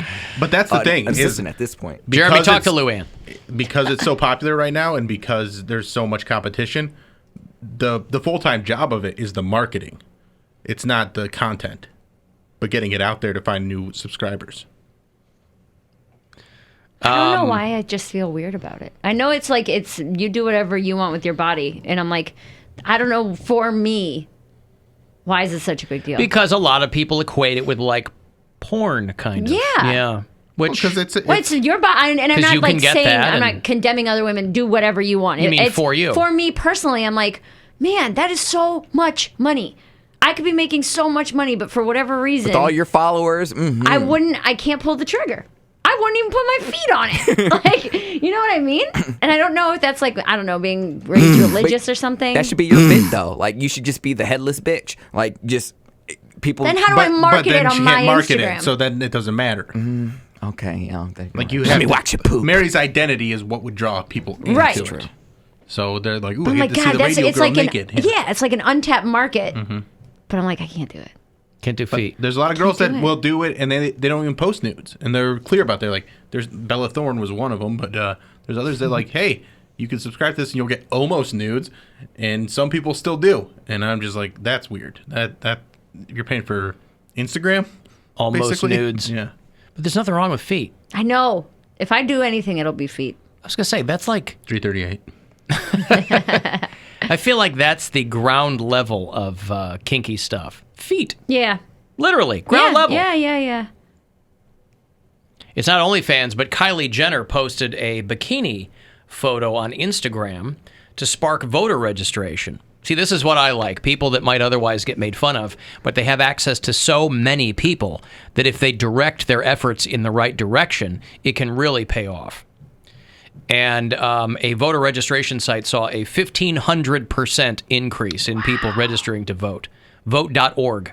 She posted a couple of bikini pics, just her sitting outside. She's got the standard Kardashian body, patent pending 186.285. Click my bio to register to vote. Let's vote together. And she got 9.7 million likes. And the website that she pointed people to got a 1,500% increase in people going to register to vote. Good for her. Good for her. Why not? I don't even think Taylor Swift had that type of pool. I think if Taylor Swift told her, I mean, she did. She did this. Did she? Yeah, because I 2 remember years ago. Yeah. Yep. She got a huge response though. I was going to She say, did. I She mean, got yeah, a huge response. I can't imagine anyone with that big of a reach would not get the commensurate response. Oh, because it's booby pics versus, hey, I'm Taylor Swift and I need you to vote. Yeah, she's putting her whole body out there. Well, I imagine that there's probably there's a little bit of crossover between Kylie Jenner and Taylor Swift fans. I don't know how much.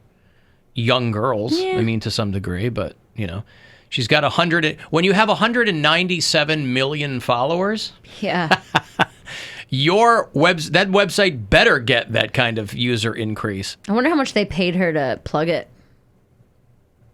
Not enough. Whatever they paid her. Maybe she did it pro bono.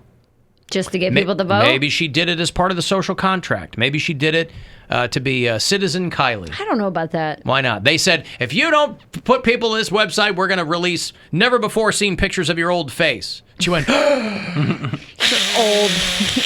yeah.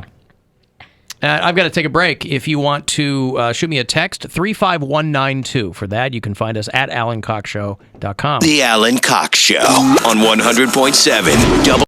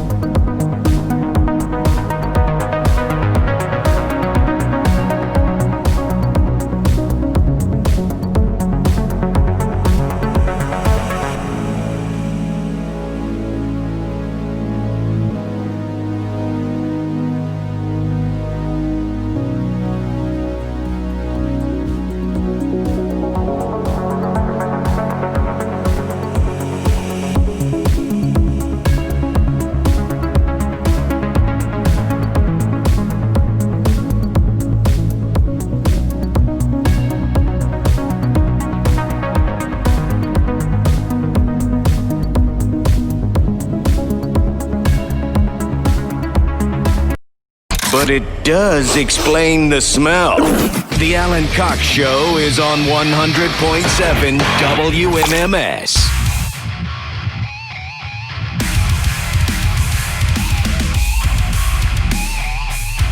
(216-578-1007). Join us live 800-348-1007. 35192. Send me a text. You can watch at AlanCoxShow.com. We've got this week's Instagram hotties up there for you. The brand new Poundcake is there for you as well. It's called Dumpster Fire. New one of those drops every Thursday. A little peeky peek inside the mind of young Cody Allen Brown. And check that out. Hey, Special K, what's going on? Hey, hate the show, Alan. Thanks. What's up?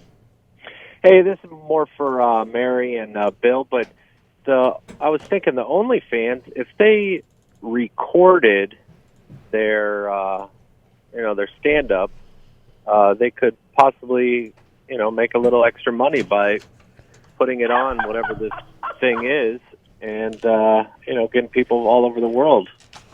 Yeah, I kind of already done that. It's called iTunes and iHeartRadio, and I have albums out already. But what you're thinking of is Patreon. Yeah. Like you release special content that's like songs or episodes of podcasts or like exclusive things that people pay for. Yeah, that's Patreon. But you couldn't do what he's talking about on OnlyFans? I mean, you could. Yeah. Big J. Okerson's doing a podcast on OnlyFans where he talks to other like porn stars and stuff like that, and then it gets real fascinating. Sexy. Yeah. Sure. What's it like with having sex with men for money? Well, cool. Next episode. Okay, there you go. There's your answer. So Jay Okerson is kind of doing what you're suggesting already. I don't think it's stand-up, but it's just really uncensored content. Yeah. Okay, there you go. Thanks, Special K. Hey, Bill. Hi, Alan. Hey, what's going on? I just wanted to bring up what you were talking about 10 minutes ago. Just because it kind of alerted me, to make $1 million a year, and some of these girls that are doing that are probably 20 years old, 18. Sure. Don't you think that that's kind of too much of an easy lifestyle for that age? I mean, do you think that's easy to make that much money? I can't imagine it's easy getting there, Bill. Well, what part sounds easy? It is. It might for some people it isn't easy. I would agree with you there. Like me, I'm pretty stupid, and I would not be able to go ahead and tell somebody, hey, do you want to just do that, and we could put it on video, and it would only be one time, and then get the money for it. I mean, I'm thinking you split it. The education system has got to be reformed if that's what these kids are doing in college now. That's my thought.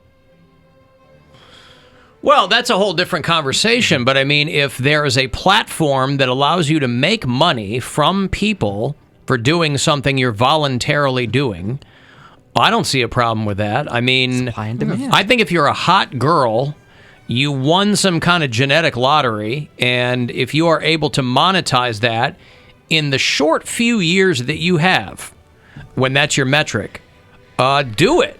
I think you're talking about down the road, what do you do when the party's over?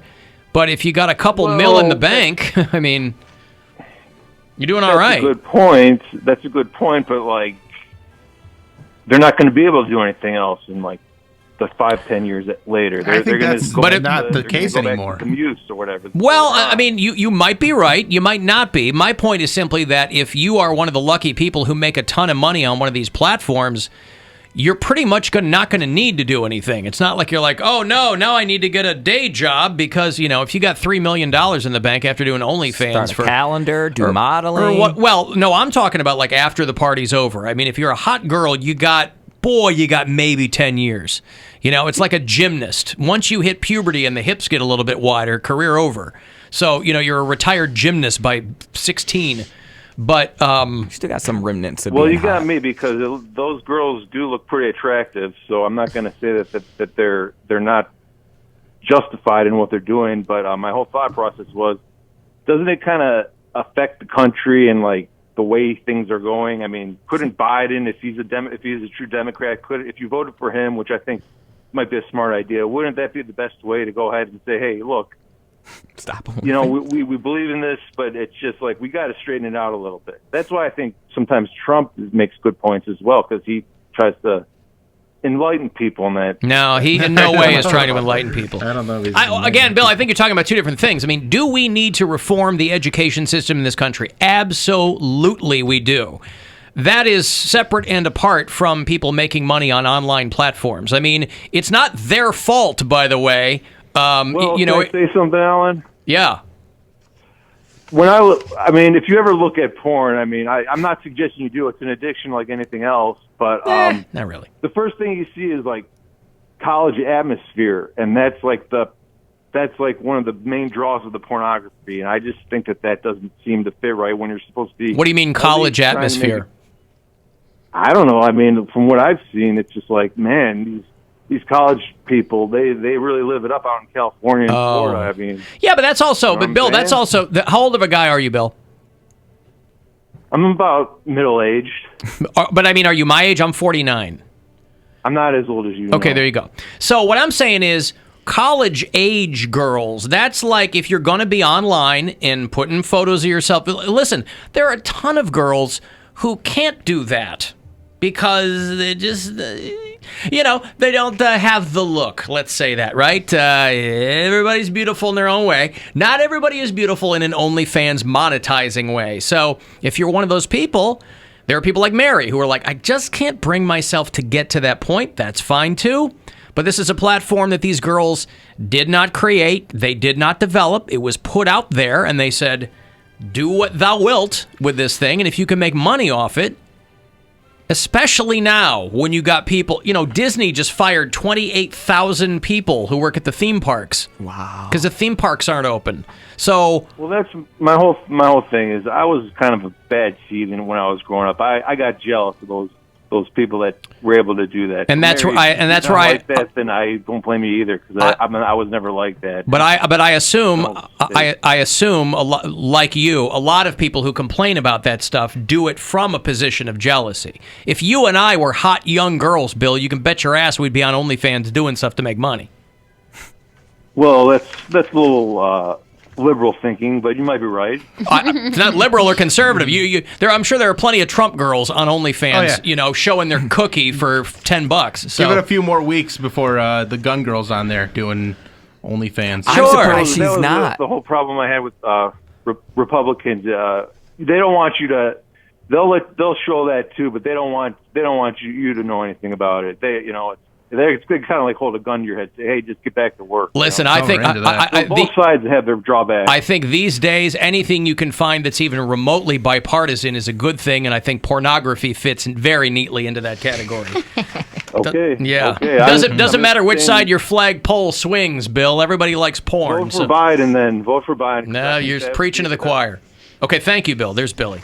Hey, there's also old ladies on OnlyFans cleaning up. Yeah, like there's there you go. On an episode of Your Mom's House, they were following a lady with an OnlyFans account, and she's probably in her 70s or so, and she's out there doing it, and there's a market for it. So maybe if you're an older lady and you need some income, you could start an OnlyFans. It was Get that created. huge type. Nothing wrong with large font OnlyFans. There's nothing wrong with silver sluts with a Z. It was created for recipes. Like I think a chef made. I don't know if he developed it, but the idea was for like recipes and exchanging ideas and stuff like that. If you I thought that's what Pinterest was for. No, that only seems to be. Created.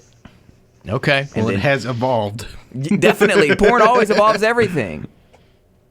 OnlyFans was launched for social media performers to... This is basically what OnlyFans is doing is what it was created for.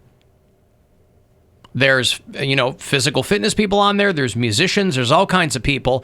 I think it is primarily associated with girls posting pictures of their cooter. But they said that they get about 200,000 new users every day. And about 8,000 new creators joining every day. So it's like podcasts. Everybody and your dog will have one in a couple of years. Now, do those count as job creations? Well, here's the Are you problem. unemployed or you're self-employed, right? Yeah, you're you're an independent contractor. The trouble with these kinds of platforms is invariably they will run into problems with people suing them because somebody took their content or fraud or theft or, say what you want about pornography. As a business, it's populated by a lot of shady people, more so potentially than some other lines of work. But for now, OnlyFans is doing what they were created to do. For something that's only been around about 3.5 years, they're doing. They still haven't hit the point that where they fully blown up. They already have competition. It's just for fans. Like Well, there you- I'm telling you, there's also like fans. many Well, vids. There's right. all sorts of different versions of even Patreon. People will post porn or like nudes and stuff on Patreon. I feel like Patreon got leapfrogged by OnlyFans because they were Well, kind of like the platform on the rise. And by the way, just Patreon's just more for like podcasting and stuff like that, whereas Music, comedy. OnlyFans is porn. Just for Fans is what you name your company when you're trying to confuse people to get them to subscribe to you. Looking ahead to Sunday morning at the Week in Cox, it is every Sunday morning. It's 2 hours of the best stuff from this week. So every Sunday morning, 8 to 10 a.m., it's the Week in Cox. And then we do like commercial-free tailgate music for you on the buzzer before the Browns game. They're playing the Cowboys in Dallas this Sunday. 1 o'clock is the start. Yes, 1 o'clock against the Dallas Cowboys. And as it is October, there's a new code at CLE Clothing Company. Oh, We boy. finished September yesterday with OPE. OPE was the September code because they had a new OPE shirt. You had a good guess as to what the code would be for October. Boo. Boo. I thought that was pretty good. It's not what it is, though. Is it spooky? That was my second guess yesterday. He nailed it. I said that I was yesterday. gonna say that. I said that yesterday. I got it right, Alan. Bill got it I right. said boo and then spooky, and you said like Spoopy. orange or something. Yeah, you said spoopy. Shapoopy. This guy. Oh, right, because I made the same Shapoopy joke. Yes. I didn't. Now did I this remember 24 it. hours ago. Now I got it right, I but I got it remember right. You it. didn't get anything right. I got it Shut right. up. I got it right. Would you shut up, man? She's Keep Biden- yapping, bro. She's Bidening you. You're a clown. So disrespectful. You did come up with it? The Yesterday, yes. fact that I didn't remember it, I guess that's on me. But yeah, so spooky all through the month of October. That is your code for 20% off at Cleveland Clothing Company. If you need to get yourself some orange and brown, if you need some classic Buzzard merch, you can walk into one of their stores or you can do it online. But spooky is 20% off. Do you want Terry the Goat's picks, by the way? Oh, yeah. sure. For week 4 of the NFL? All right. Football all the way, football all the way. Yeah, wouldn't you say? Football all the way, football all the way, football all the way. Yeah, wouldn't you say? Football all the way.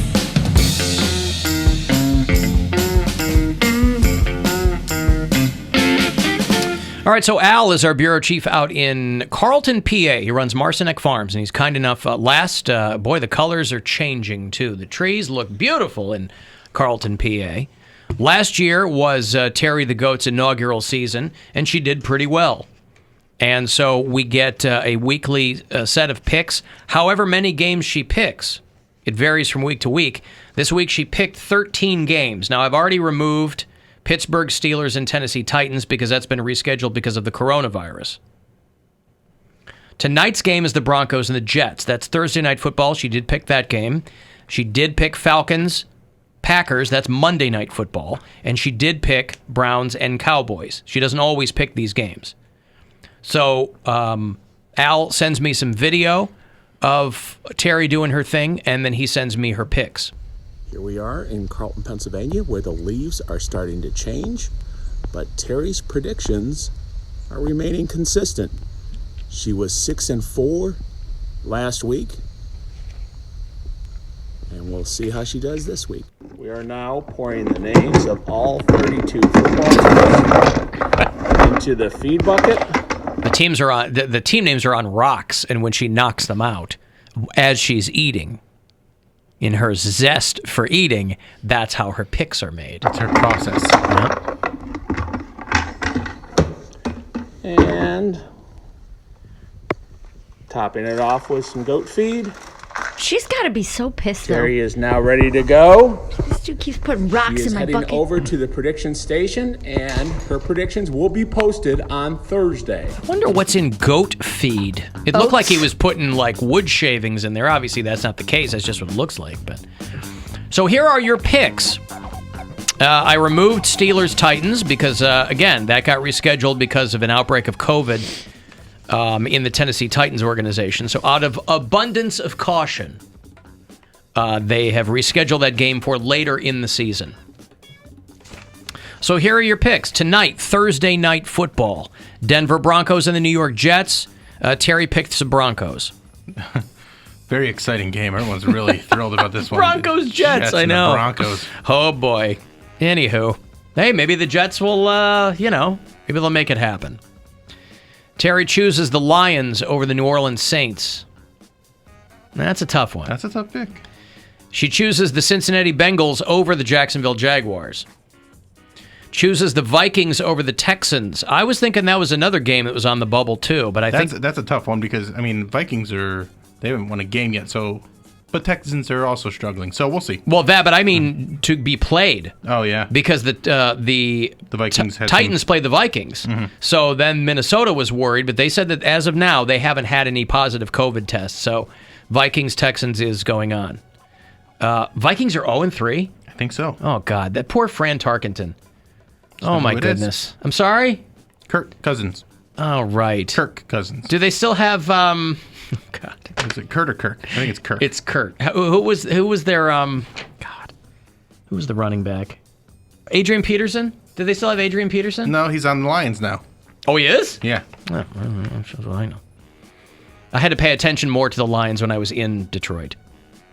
Steelers-Titans rescheduled. Terry has chosen the Miami Dolphins over the Seattle Seahawks. That's probably not a good pick right there. I think this is going to be a tough week for Terry. Okay. Well, but Ricky Williams looks good. Nope. For the Dolphins. Mm-mm. Bob Greasy, man, that guy looks fantastic. As old as he is, Dan Marino looks dynamite. No. He's got new gloves. What kind? Isotoners. Terry chooses the Arizona Cardinals over the Carolina Panthers. Chooses the Bears over the Colts. Ravens over the Washington football team. It's a good pick. Patriots over the Chiefs. That's a tough one. That's a tough one. It's a tough one. The Vegas Raiders over the Buffalo Bills. I can see that. That's O.J. Simpson and the Buffalo Bills. Nope. And Monday Night Football is Falcons-Packers. And the Falcons, of course, can always find a way to lose a game. But Terry is choosing the Falcons over the Packers. Yeah, this is going to be a tough week for Terry. So we'll see. Watch her just across the board with the upsets. That'd be amazing. Well, she's been doing all right. She's staying relatively consistent. 6-4 last week. And is it still Aaron Rodgers in Green Bay? Yep. He's still there? And last but not least, Terry chooses the Cleveland Browns over the Dallas Cowboys. Woohoo. Let's do it. So there is your Week 4 picks. There are your Week 4 picks, courtesy of Terry, our goat, out in Carlton, PA. Football all the way, football all the way. Yeah, wouldn't you say? Football all the way, football all the way, football all the way. Yeah, wouldn't you say? Football all the way.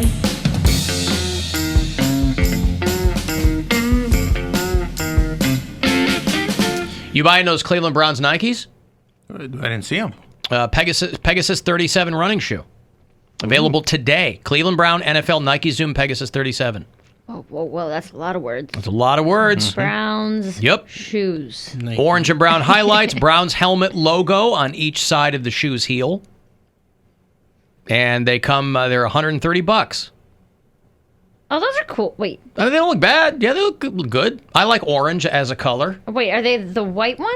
Yeah, white with like the Nike swoosh is outlined in orange. It's got some brown in there too, and it's got the Browns helmet on them. Maybe I'll pick these up. Those aren't really the type of shoes you wear, though. No, they're not. They're not really my. Well, I thought maybe you'd just style. put them on the shelf. These are the type of shoes I would wear. So they have them for 30 of the teams. I think I have these shoes in a different color. The Zoom Pegasus. Is this a is pretty what- popular running shoe? Yeah, this is what my girlfriend has for a running shoe. Yeah. Ooh. Was that a dig? No. Oh, okay. I think that it's a very like it's a girl like it's a girl's shoe. No, Oh, it's a popular running shoe. Like I it's, see. it's pretty. I mean, she's got like a girlier color. Those but are cute. Okay. Yeah, mine are black and pink, but those are really cute. All right. Well, there you go. Maybe I'll get myself some a pair of Bears shoes. But they're out today. Your bear pairs? Browns fans, congrats. I'm an Adidas Ultra Boost man myself when it comes to my running shoes. But maybe I'll try these out. $130 at fanatics.com if you're so inclined. I was just thinking, I do need some more. Like, I don't really have anything Browns colored when it comes to Dude, shoes. I hate it because I have black shoes, but the jersey that I have is brown, and I have brown leggings that are all brown stuff, and I'm like, I hate wearing my black shoes with my brown jersey. So I was just saying that the same. And I don't own white shoes. Except for a pair of heels. Well, but I'm not here's gonna wear those. there's a perfect opportunity for you to buy some mostly white shoes. Yes. I've got to take a break. When I come back, I'm going to have WWE 2K Battlegrounds for you to play. If you like wrestling on the TV, I'll hook you up, whatever platform you're playing on. We'll take care of that. Later on, about 5:20, I'm going to have another pass for you to check out that Corey Taylor show. He's doing a global live stream from the Forum, legendary venue in Los Angeles. Tomorrow night, I'll have a code for you to get in there and watch it. He's going to be doing the solo stuff, Slipknot, Stone Sour, the whole bit. So it should be a good show. 35192 if you want to text in here, and you can get to us at alancoxshow.com. The Alan Cox Show on 100.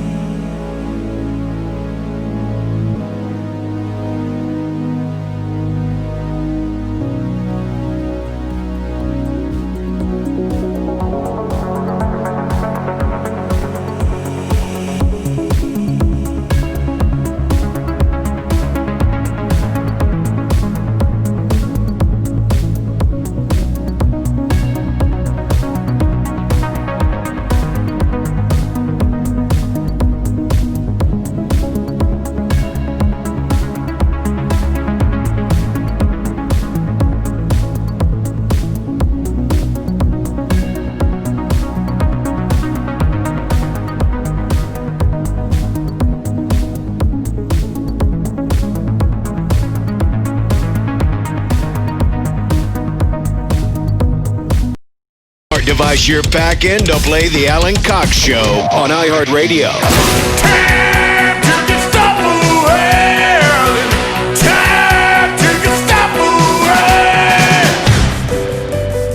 All right, let me get you a copy of WWE 2K Battlegrounds. Time to brawl without limits. Somebody been putting limits on your brawling? No more. WWE 2K Battlegrounds is tons of fun. You can pull off over-the-top moves, use your special abilities to crush your opponents in your favorite match types with unique twists like Royal Rumble, Steel Cage, and more. WWE 2K Battlegrounds from 2K. If you're playing on Xbox One, PS4, Nintendo Switch, Steam, and Stadia, you're in luck. Tell Poundcake what platform you want, and it's yours. Caller 10 216-578-1007 or 800-348-1007. All I know is this violates every canon of respectable broadcasting. This is the Alan Cox Show on 100.7 WMMS.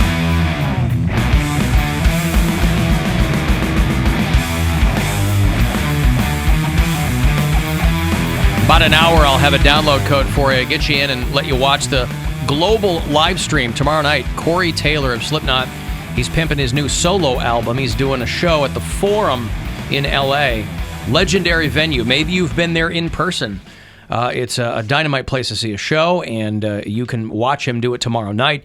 He's going to be playing all the tracks from the new solo album, which is called CMFT. And he's going to throw in some Slipknot songs and some Stone Sour tracks, throw some covers in there. So it should be a really good show.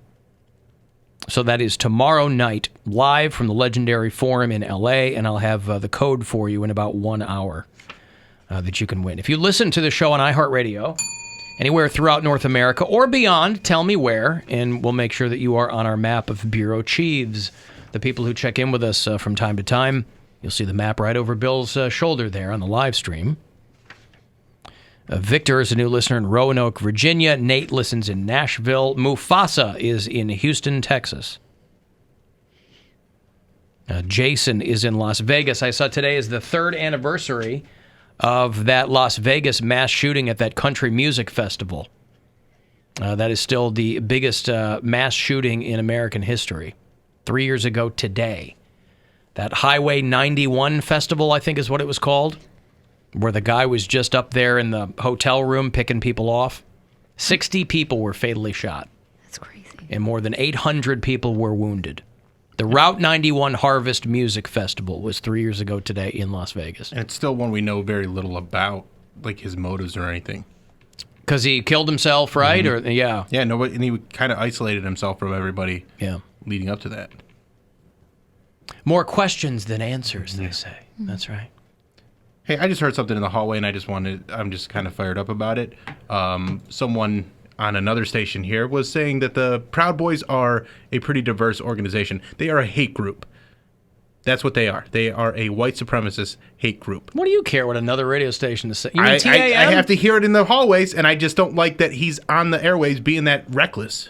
Well, but he's playing to his audience. And it's incorrect. He's playing down what that group is. Yeah. They try to protect it. Well, fine, but they don't get fact checked down there. They're doing their own thing. I'm just saying it's reckless, and he's doing an opinion show. I know. Not doing a news show. I know, but I just when I hear that in the hallway, it makes me crazy, and especially when it's someone that is local to hear. Like, one thing to hear Rush and what he's doing, but to hear Triv saying stuff like that, it's just like, dude, you are out of your mind right now. And then everybody just backing them up. Like, it's a hate group. That's what they are. They are a white nationalist hate group. Listen, they've been identified by Trump's own FBI director as a white nationalist domestic terror organization. So it's... and he's trying to downplay because they have, like, I guess the guy that's leading it now, who it was originally established by Gavin McInnes, but the guy that's running it now is not white. So I don't know, but he's still advocating for hate. What is he? Anti-Jew. I think he's like anti-Semitic stuff. I think he's like Cuban or something, Hispanic. Well, yeah, they probably threw him in there so they can just go, see? Yeah. We got a brown guy. I Right. mean, like people are stupid. Trump's playing dumb on the whole Proud Boys thing. I think they were trying to get him to, the people closest to him were like, you got to walk back this thing. So he's pretending, I'm sorry, I shouldn't say that. He's not playing dumb. He is dumb. He's playing president by saying that he has no clue who the no clue who they are. Except they're at his rallies all the time. And if there's one thing he does know, he knows a lot about people who like him. Anybody who likes him, he's like human Wikipedia about people you've never heard of but happen to like him. He knows all about them. So why he's playing dumb with the Proud Boys, don't know. Because they sure know him. They love him, boy. They were Roger Stone's security detail, for Christ's sake. Yeah. Walking around with PB hats, which, boy, I'm stupid. I thought they were just into peanut butter. When I found out, if you're that into peanut butter, you have a brand that you're into. When it comes boy, to peanut was butter, my face red. You're not just into peanut butter as a whole. You're either Jif or Peter Pan. Oh, I'm a lifelong. Skippy. I'm lifelong Jif. Jif is the way to go. Choosy mothers chose it when I was a kid, and so choosy. I had a choosy mother. Yeah. So, yeah, he's playing dumb on the whole thing. And I was talking to Mary a little bit before about this. You know, when they talk to these Proud Boys, they always get pissy when people call them a hate group. But then they get a shout out from Trump and they were high-fiving each other and in real time on message boards that were like, oh my God, he shouted us out. You see us and we see you. We're standing by, sir. We're right there, like, sir. no. Whatever. Yeah, right. So don't talk to me like I'm 5. Somebody should tell Trump that the Proud Boys were kneeling at a football game. He'd throw them under a bus in a second. So I saw Amazon was blocking any merchandise because they had Proud Boys merchandise on Amazon. They had tank tops. Because these days you can make things so fast that as soon as somebody says something, you can have a t-shirt of it online, like the next day, whether it's Trump or Biden or whoever. And Amazon, they had like Proud Boys tank tops on that said stand back, stand by. And Amazon took it down. Amazon said they didn't want anything trying to sneak in either. They said they didn't want anything in there with stand back or stand by out there. And I thought, poor Stevie Nicks, what's she going to do for merch? You know, I mean, there's a documentary about her. I'm sure she's trying to get people back around to paying attention to her. How's she going to be able to sell her merch on Amazon? They're going to take down anything that says stand back or stand by. Or, to the best of my knowledge, Stevie Nicks is not a Proud Boy. She is a proud former member of Fleetwood Mac. She's out of the Mac? I'm sorry? She's out of the Mac? Well, the Mac isn't doing anything right now. Yeah. I'm out of the Mac. Yeah, so it's whatever. Kayleigh McEnany, by the way, is the White House press secretary. She was at CNN for a long time. A lot of people don't like her because obviously she's a press secretary. I mean, every time they ask her a question, you can see her opening a binder with tabs in it that have like, pre-written answers for her, and this thing's no different. John Roberts is the White House chief correspondent for Fox News. And he's another guy who spent a long time, he's had a pretty impressive career. He's been around the block. He was at CBS for a long time. His story's real interesting. This is a guy he's Canadian. He came up through Canadian radio and Canadian television and whatever. But he was with CBS for a long time. He's in CNN. He's been with Fox News for a bit. And he's he's the White House correspondent for Fox News. And he's trying to get her to say, are you denouncing white supremacists? Can you just say yes or no? And you see her opening the binder and flipping her tabs over to when they ask you about whites, If you have to open a binder when somebody asks you, do you denounce Nazis? That's not a good sign. But John Roberts was trying to get her to say something, and then I'll play this here. Clear it up this morning. Can you, naming it, make a declarative statement that that the president denounces it? I just did. The president has denounced this repeatedly. The president was asked this. You're contriving a storyline and a narrative. I'm just asking you to put this to rest. I just did. I read you all of the quotes, and if you need to see them in writing, I will put them in an email. So what they're saying is that, of course, Trump denounced this because somebody asked him one time and he said the word sure. Right. And so that's an exhaustive statement. Never mind that in the actual debate he wouldn't do it. Anyway, so John Roberts goes back out after this on the lawn of the White House where he does his stand-up for the Fox News. You know what I mean? Like he goes when they cut to him as a correspondent. And for all of you on Twitter who are hammering me for answering that for asking that question, I don't care, because it's a question that needs to be asked. And clearly, the president's Republican colleagues a mile away from here are looking for an answer for it too. So stop deflecting. Stop blaming the media. There you go. That's a Fox News guy. He's like, look, man, it should not be hard to go. Yes, I denounce. On Wednesday. But you can't. When you've hitched your wagon to that star, you can't. Right. Those are his people. And so if you're playing stupid, that you don't know who they are. I mean, it's silly. Yeah. It's demoralizing. But what do you care what they're doing down the hall?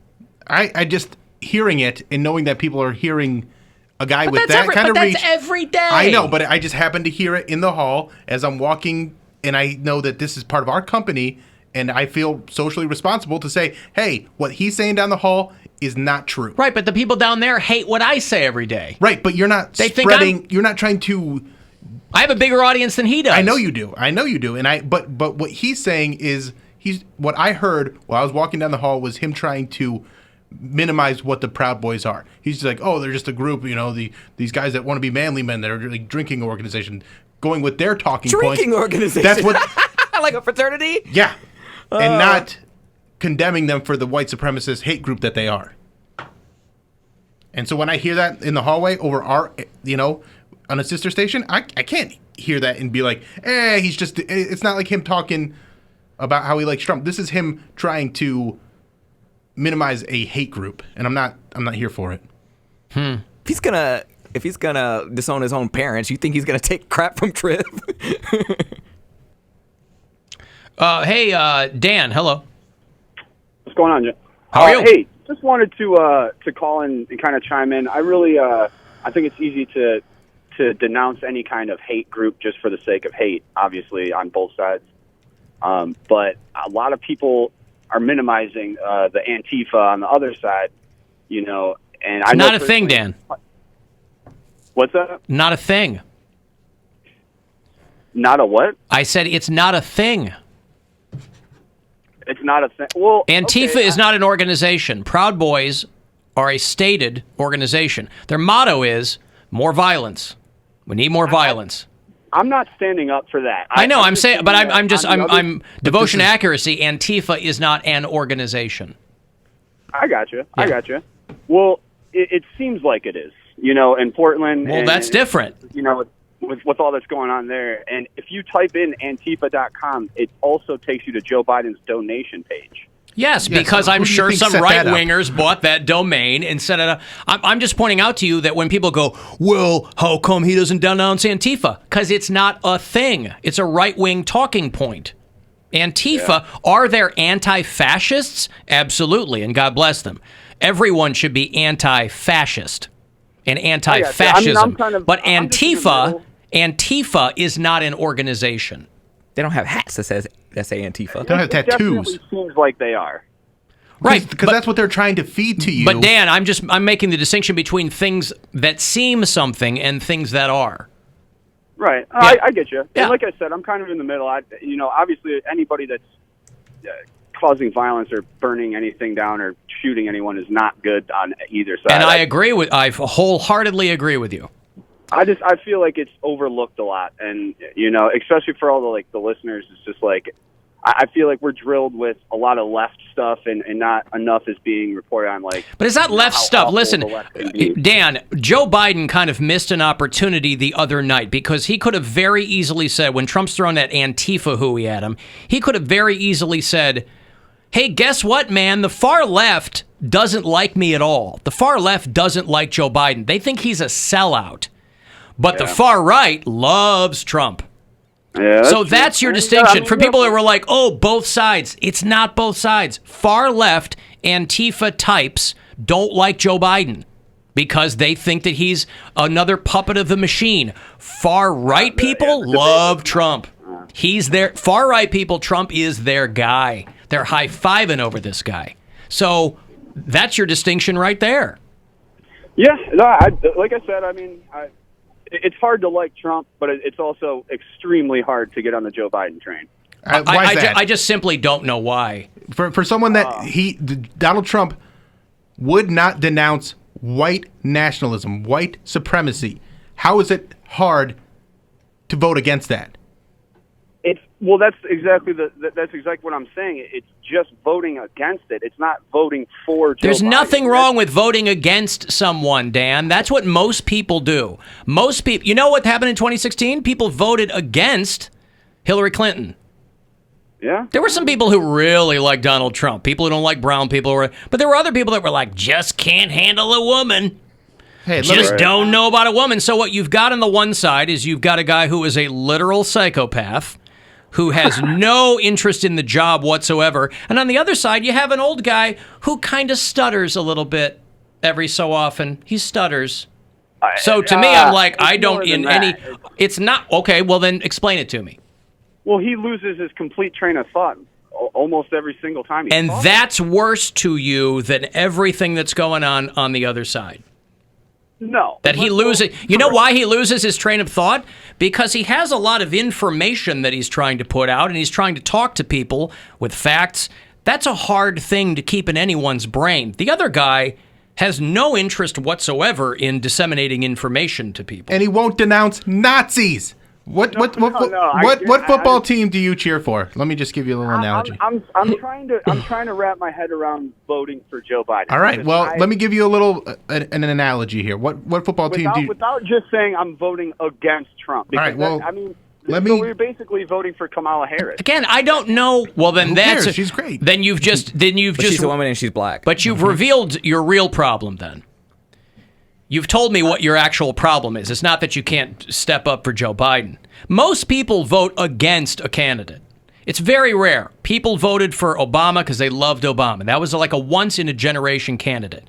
Most people vote against the other person. Listen, Joe Biden is not...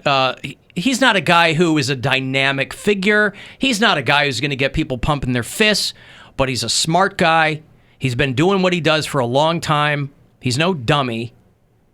And he wants to do the job. And he wants to unite the country, wants which is to do not the job. happening through Donald Trump. I don't see any problem whatsoever with people voting against. What? I don't know this. We've had it really good in this country for a long time. People are like, I need to be inspired. Why don't you inspire yourself?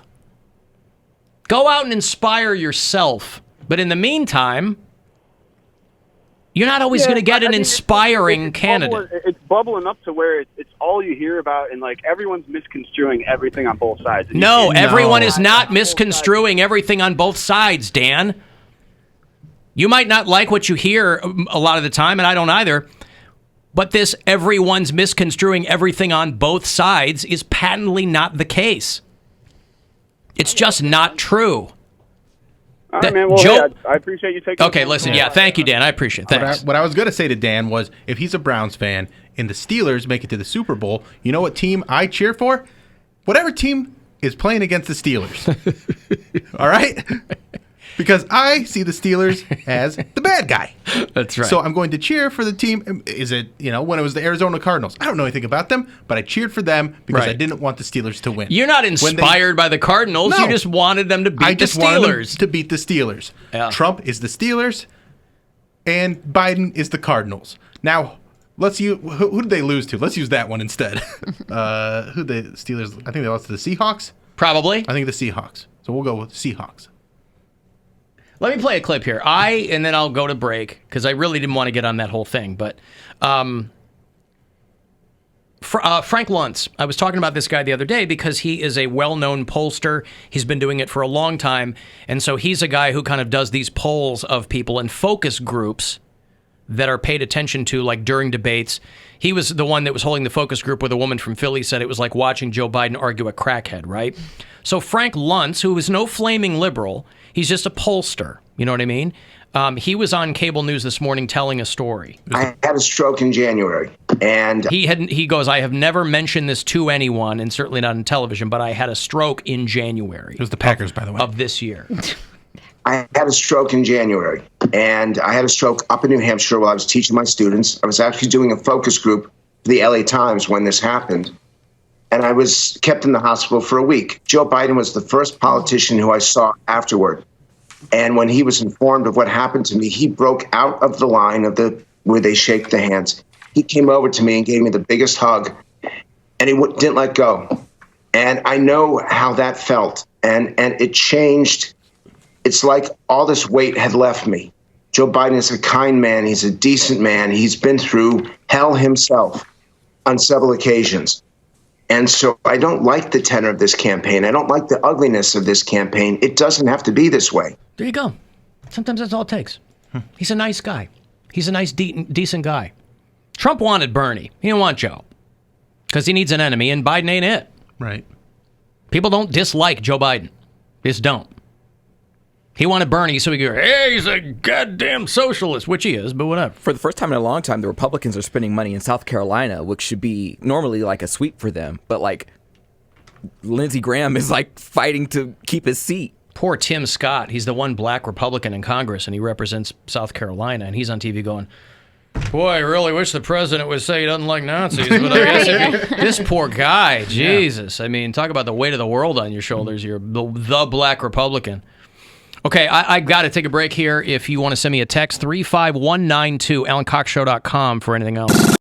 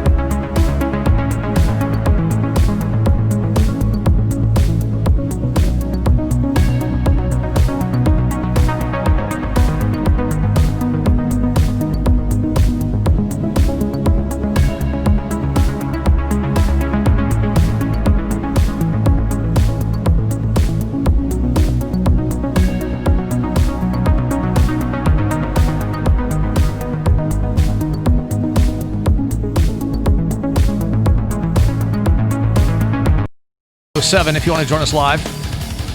800-348-1007 if you don't. 35192. Send me a text.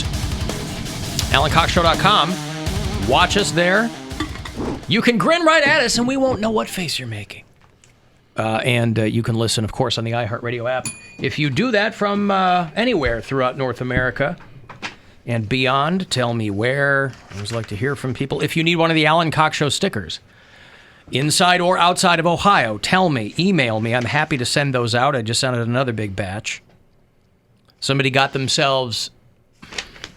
They sent me a photo. It was pretty funny. They got themselves like a Thunderbird from the 80s or something. And they sent me the photo because they wanted... they got one of those birds aren't real stickers and put it on the back. Yeah, good for you. Hey, also, Monday, we go right back to Go Fund Yourself. We took a few weeks off, but we are back on Monday with $1,000 an hour. On this show, you will have 4 chances to win $1,000. 2:30, 4:30, 5:30, and 6:30. Why do we skip 3:30? I have no idea. That is above my pay grade. But those are the times where I'm going to have a keyword for you. Just about every hour here on the show, and you have about a dozen chances all day long. Starts at 7:30 with Rover, ends at 9:30 p.m. with Corey Roddick. So $1,000 an hour for you to go fund yourself. Starts Monday, brought to you by Classic Ram in Madison. So keep that in mind for when we return next week. You need something to cheer you up. They said that the Great Lakes Christmas Ale First Pour is going to go on still. It'll be a little bit different because of the coronavirus, but it will still happen. For people who feel a little tingle in the shorts at the mere mention of Christmas ale. It's Doogie's favorite event. Oh, yeah? Man, she likes to get lit up. She'll have like 3-4 sips. Man, she gets crazy. Yeah. You're speaking from experience? I just know that they always tease her about it. On the they do? show. Okay. Like, but it is one of her favorite events. Like, no, she little goes a long way. And yeah, and it's fun. a strong beer. She's fun to hang out with. I know. I agree. I sat next to her at one of the plays when Playhouse Square was a thing, and she was there with her friends, and I just like to see their interactions. What play? Mean Girls? Yeah, it was Mean Girls. Yep. Oh, that's right. Yeah, we were right behind you guys. We got drunk. You and Doogie got drunk. Well, I got drunk, and then I looked over at her. She spilled a drink, so I was assuming she was drunk, too. I mistimed it. Well, yeah, she's a mom. Anytime she's out of the house, she's probably ready to cut loose. Yeah. I mistimed my edible for that one. By the time we walked Mean into Girls. that room where the tacos were, I was like, I can't be around all these people right now. It's like, we got to go find our seats immediately. Again, with the edibles, I don't want to do things. I hate when people want to do activities on edibles. Some people don't have a choice. I like that.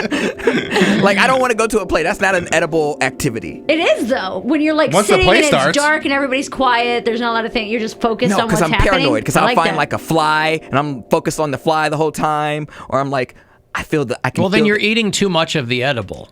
I mean, if you could If there's figure a- out... if the edible is just a If little you could- gummy or something. Yeah, Right, it's but just if like you- a 10 milligram. I wasn't too high. I I'm just talking didn't about time him. It right. If yeah. you're that paranoid, then eat half the gummy just to take the edge off or But I whatever. wouldn't feel 5 milligrams.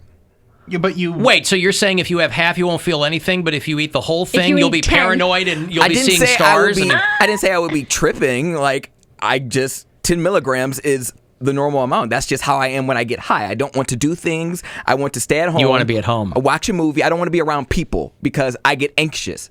I get anxious when I'm not high. Maybe you get anxious because you haven't done it that often in public. Yeah, you gotta kind of train yourself because Yeah, I've ease into definitely been I went to the museum the one time and I was way too high to be at the museum because there are security guards everywhere. I ran into a kid that I went to high school with, got his name wrong, and then bought a brownie from him because I felt bad because he worked in the kitchen, and I was just like, oh.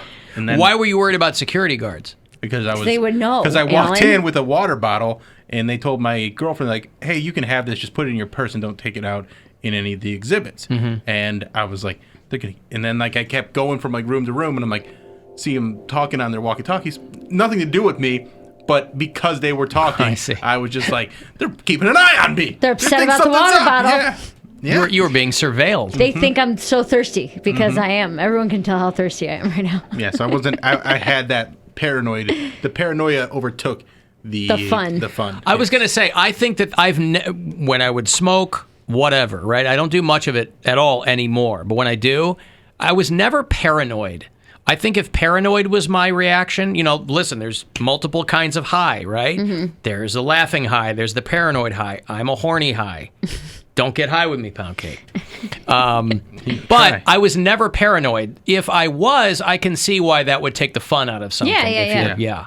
I get paranoid for the first rise. Like when I can start to feel myself getting high, I'm like, oh no, it's happening. It's going to be so bad. And if I can talk myself down through that initial, like the top part of the roller coaster. Just chill out. You're going to be fine. Just wait 15 minutes. You won't feel like this anymore. It's like that the ascent is when I'm my most paranoid and nervous. And your paranoia manifests itself how? Like, I just am like, I get a little anxious about like being safe. I think it's because I was such a reckless drunk that I'm like, oh no, can I be high here? Is this a safe place for me to be high? Mm-hmm. But then if you're like, yes, you're around your friends. I mean, you're with people you know. It doesn't matter. You're trust these hoes. And it lasts like an hour. So if you sit down and have water, you're going to be... But boy, is it a long hour. It is a long hour. But usually if I can talk myself through that part, which I almost always can, or I'll distract myself with something. I'll go tell someone, hey, I'm pretty high. Let's talk about something. And they'll be like, oh, you see that owl outside? You know what I mean? Just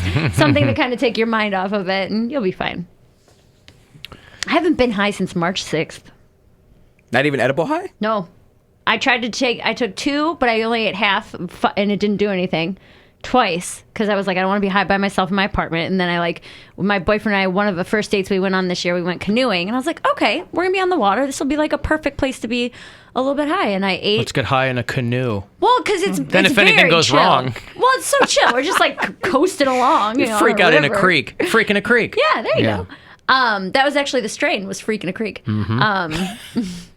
But I only ate half and it didn't do anything. And the same thing happened. I was with my sisters, ate half, and I was like, I know I need to eat a whole one, but I just hadn't been high in so long. I was so scared. Yeah. So now it's been, 6 months, 7 months almost? Okay. Well, you have to make reservations, though, if you want to take part in the Christmas Ale Pour. You can start making reservations on the 12th, GreatLakesBrewingCompany.com. October 22nd. You're not going to be able to walk up. They're going to do the social distancing and all that, so there's not going to be any packed patio or anything like that. But I think when it comes right down to it, people just want the friggin' Christmas ale. So they will be doing it differently, but they will be doing it. But you'll have to have a reservation for it. You can get a single growler. You can get whatever they're going to do. So starting on the 12th, GreatLakesBrewingCompany.com. And I'm not doing an ad for them. I just know how bananas people get for Christmas ale. Yeah. I am not one of them, but I know people love that. I always said that Christmas ale was craft beer for people who don't really drink craft beer. Like if you're not super into IPAs or anything, it's like a cool, different seasonal thing that across the board pretty much everybody likes. It's a nice like segue into something different. I don't dislike it, but boy, people they like go nuts. worship it. Yeah. I like to get a 6-pack a year pretty much and just like get drunk off Christmas ale once a year. Mm-hmm. So is Christmas ale to like white men as pumpkin spice is to white women? Or to like anyone? White girls love, people of all colors seem to love Christmas ale. I've never had it. Well, you should try it. Maybe I will. It's good. Cinnamon and I'll get Christmas ale drunk with you. And yeah, maybe I will. Coriander. Hey, there you go. Coriander's AKA helping out with cilantro. Yeah, he's helping out with the live stream tomorrow. That's Corey Anders. Mm-hmm. He's from Finland. Come over to help us. Hey, Eric. Hey, guys. Hate the show. What's going on, man? Oh, listen to you guys talk about being high and paranoid. And things like that. Yeah. Honestly, Mary's got it all right. It really is. The paranoia is just a mind thing. Mm-hmm. Smoking it doesn't actually make you paranoid. You just think people are watching you, and if you can talk yourself out of it or think your way out of it, you'll be fine. Well, I think that's the catalyst for the paranoia. I mean, you're not paranoid just walking around when you haven't eaten an edible, so to the best of my knowledge. So yeah, it's got something to do with it. And yes, paranoia comes solely from your brain. Unless you're some kind of global political dissident, and there are actually people, you only have to, you know what they say, you only have to be right one time for the paranoia to be all worth it. Mm-hmm. Oh, yeah. I mean, that was the same thing like when I, back in high school, you eat mushrooms. You get that sick feeling, but you just power through. Don't concentrate on it, Right. and it goes away. That's a guy that's learned how to do it. Yeah. Simple enough. Change your focus. Just think about something else. Like I get to the point where like if I'm laying in bed high and I see like a hole from like a tack or something, I'm like, there's a camera in there. I just have to get up and look at it. So I go get a stool. You've I got to be stand the up worst against the high wall. person. The fact that you have a pen blows my mind. I don't Why is use it that? that often. Because that sounds like your OCD's taking over, not your paranoia. well, he's completely like normal, no high, no nothing, and he thinks people are paying too much attention to him. Out at Target. Yeah. So that you probably aren't the best high. But I'm also cheap and I already bought it, so I'm like I'm gonna use it, and then after that I won't buy no more. But also, he's just sitting in his house, hitting the pen. And then you're watching Disney Channel. Thank you, Eric. Yeah, but that's what I'm watching saying. Disney Channel. He's taking his pen and he's tracing Mickey's head, Mickey's ears with the whole thing. You see those Chrissy Teigen pictures? So Yeah, first thing I sad. saw this morning when I opened Instagram. Heartbreaking, dude. Chrissy Teigen and John Legend were, they were going to have a little boy, and it was stillborn. And I got to say, listen, those are two people who are very, they're very forthcoming about their lives. Her especially. Yes, her especially. And you can do whatever you want to do to get through. But I'm looking at these pictures, and I'm like, somebody had to take these photos. And it just felt very voyeuristic and weird to me. Mm-hmm. Somebody else had to take these. I mean, Maybe it was John. Well, he's in one of them with her. So, like, they're holding this little baby, and they're crying, and so somebody had to take that. And then there's one of just her sitting sideways on her hospital bed, and she's sobbing, and she's like kind of crouched over. And I'm like, man, it's your life and you can do whatever you want to do, but you had to have somebody take these photos and then post them. And I'm sure that part of it is them trying to, a lot of people can identify with that. Right. If you've ever had a miscarriage, I've lived through miscarriages and things like that. I mean, stillborn is awful. I think it was stillborn. I think, yeah. I kept reading miscarriage, but the baby was born. Yeah. So didn't have enough blood or something yeah, like she that. was something like that. So it's just awful. I mean, their other kids are from IVF, so it's compounded by this thought that something's already terribly wrong because we can't have children like everybody else have children. Whatever, right? Whatever goes into that. But looking at these pictures, I mean, it's truly heartbreaking, but I was also like, oh, God, maybe she sees it as part of her overall thing where, I share everything with you guys. I can understand why she did that. I can, too. I'm just saying, because she doesn't looking want at people them, asking her. I felt really weird looking at them because I'm thinking, we're so used to seeing candid photos of people that you forget someone else had to take the picture. It wasn't like she had her arm out. It wasn't a selfie. Right. They had to have somebody in there with them taking. Now, I imagine it's because they thought they were going to have a live child and to document the birth, but they had to know by then that that was not the case. Or it might have happened while she was in labor. I mean, I think doctors, they were going through blood transfusions and all this stuff. So I think, again, you've got to do your own thing. It's just looking at them this morning, I was like, oh my God.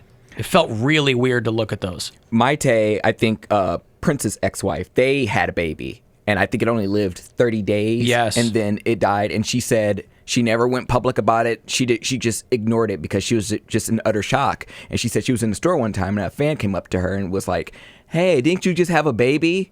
And she was like, I just didn't know what to say. I'm not going to spill my heart out to this lady. But at the same time, yeah, I did have a baby and it died. So I think that's what she wants. She probably just... This is what happened. I don't want to talk about it anymore. Yeah, I understand. Free. Mm-hmm. Don't ask me about it. I just felt like there were pictures I shouldn't be looking at. Yeah. But I think that's kind of the reason process. they did it, too, is just to be... Because they know so many other people go through it, and it's such a thing that isn't talked about or addressed Yeah. and really shared. And they seem so nice, like just nice people that, if were other people that were constantly, I mean, you'd feel awful for anyone who was in that situation, but there is a difference between people who are like constantly drawing attention to themselves. Yeah. And I don't know. Yeah. And yeah, it's everybody's choice of how they're going to handle that situation, and they wanted to be forthcoming and raw about it, so they were. And with someone like people who have lives in the spotlight like they do, like you said, not even about connecting to fans, but just saying, hey, I feel you. If you've gone through this too, you have support. And people are pointing out to me that stillborn photography sessions are not uncommon. Mhm. That is true. So, And then something to remember. yeah. Because they already named it and everything. And Well, it's like old timey pictures Of they dead would take people with and kids the corpse and- and thing. yeah. Yeah, I mean, as a way to Set them up in their favorite playroom or whatever. yeah You're for like, posterity. I Nah. mean, your Oh, that's grandkids would be looking at it. That's kind of creepy. they would do that. They'd put dead people like at their desk, and the dude would be dead, and he'd be sitting at his desk. Weekend or at whatever. Bernie's. Yeah, right. By the way, a lot of people have suggested that you should absolutely be doing your own thing online, and there's an Only Hams format that you could really be doing. I should be some doing great Only things on Only Hams. Hams. Yeah. Maybe that'll be my OnlyFans kick. Is that I won't do a hand bra. I'll do a ham bra. Ham bra, yeah. And it'll just be 2 ham Yeah. steaks, and then I'll take deli ham and make the straps. There you go. You guys see Mary's glazed cleavage? Yes. Mmm. Spiral cut. Yup. Oh my God, the possibilities are endless. Honey baked, mostly ham Yes. bras. Yeah, ham bras. where's our salespeople? Get honey baked. Get and honey make this baked on. happen. Come on. Let's do it. Shaved. Just got my shaved ham. I love me a goddamn honey baked ham. Ham panties? They're so good. Ham panties. People love edible underwear. Well, those Why are like can't it fruit be roll ham? ups. Yeah, that's Yeah, true. why can't it be ham? My boyfriend's a vegetarian. That'll be a problem.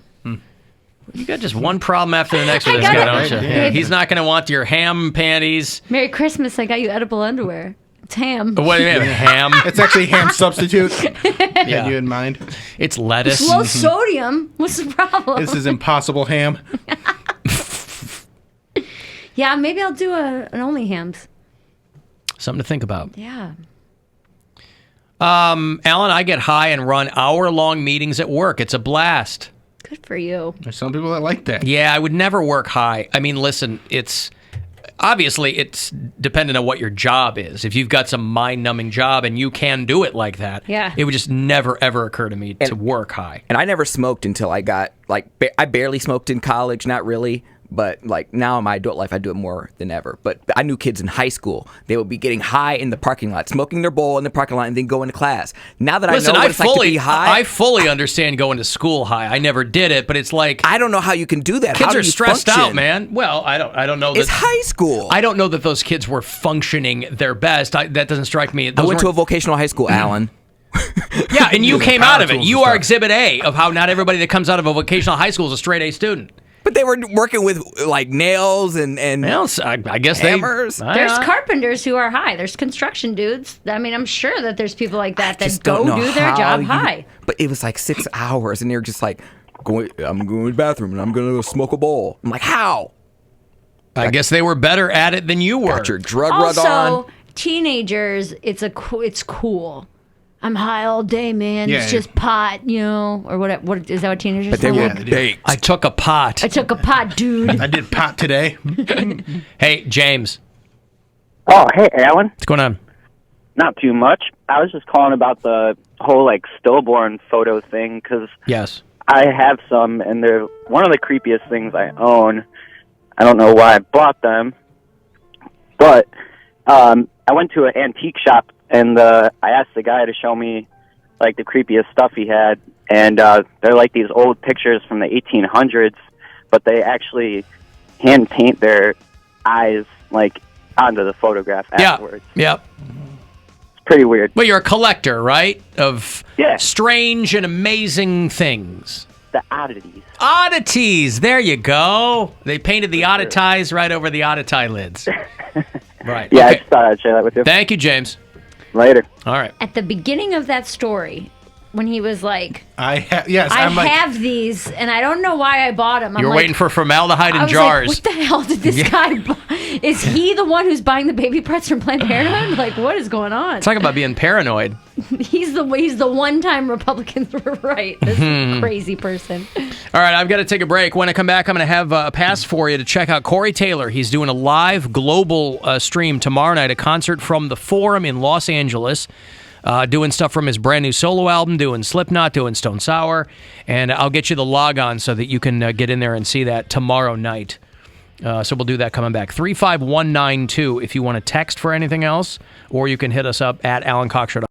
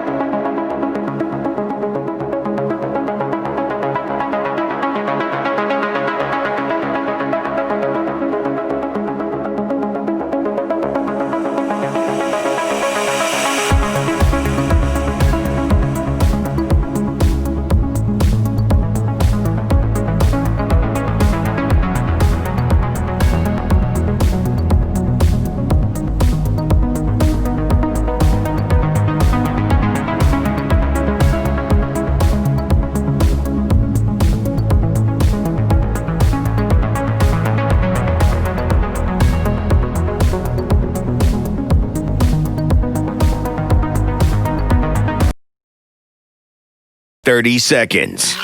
iHeartRadio is the #1 choice for music, radio, and podcasts, all in one. No one makes it easier to hear everything you love in one free app. I got podcasts, my music, and my radio stations all together. You can download podcasts right to your phone. Every time I finish a podcast, there's this recommendation ready for me with another one. I love this app because it's all in one place. If you're not one of the tens of millions who have the app, download iHeartRadio for free today and start listening. iHeartRadio. Hey, the Alan Cox Show is back. Take your beer off your smart device and tell it to play 100.7 WMMS on iHeartRadio. His name is Alan and he's giving stuff away. All right, the great Corey Taylor is starting another chapter in his career. His first solo album is called CMFT. And I'm not sure when it's out, but he's doing a live show, global live stream tomorrow night from the Forum, legendary venue in LA, to celebrate the release of the debut solo album.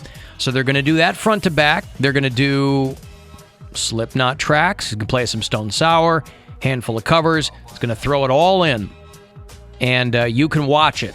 There's going to be some exclusive content here too. But I'll hook you up, and you can log in and watch that whole thing tomorrow night. Even if you're not there, just nice to see some live music, right? So caller 10, this is yours. Good luck. 216-578-1007 or 800-348-1007. Welcome back. Local DJ and all-around female orgasm denier, Alan Cox. This is the Alan Cox Show. On 100.7 WMMS.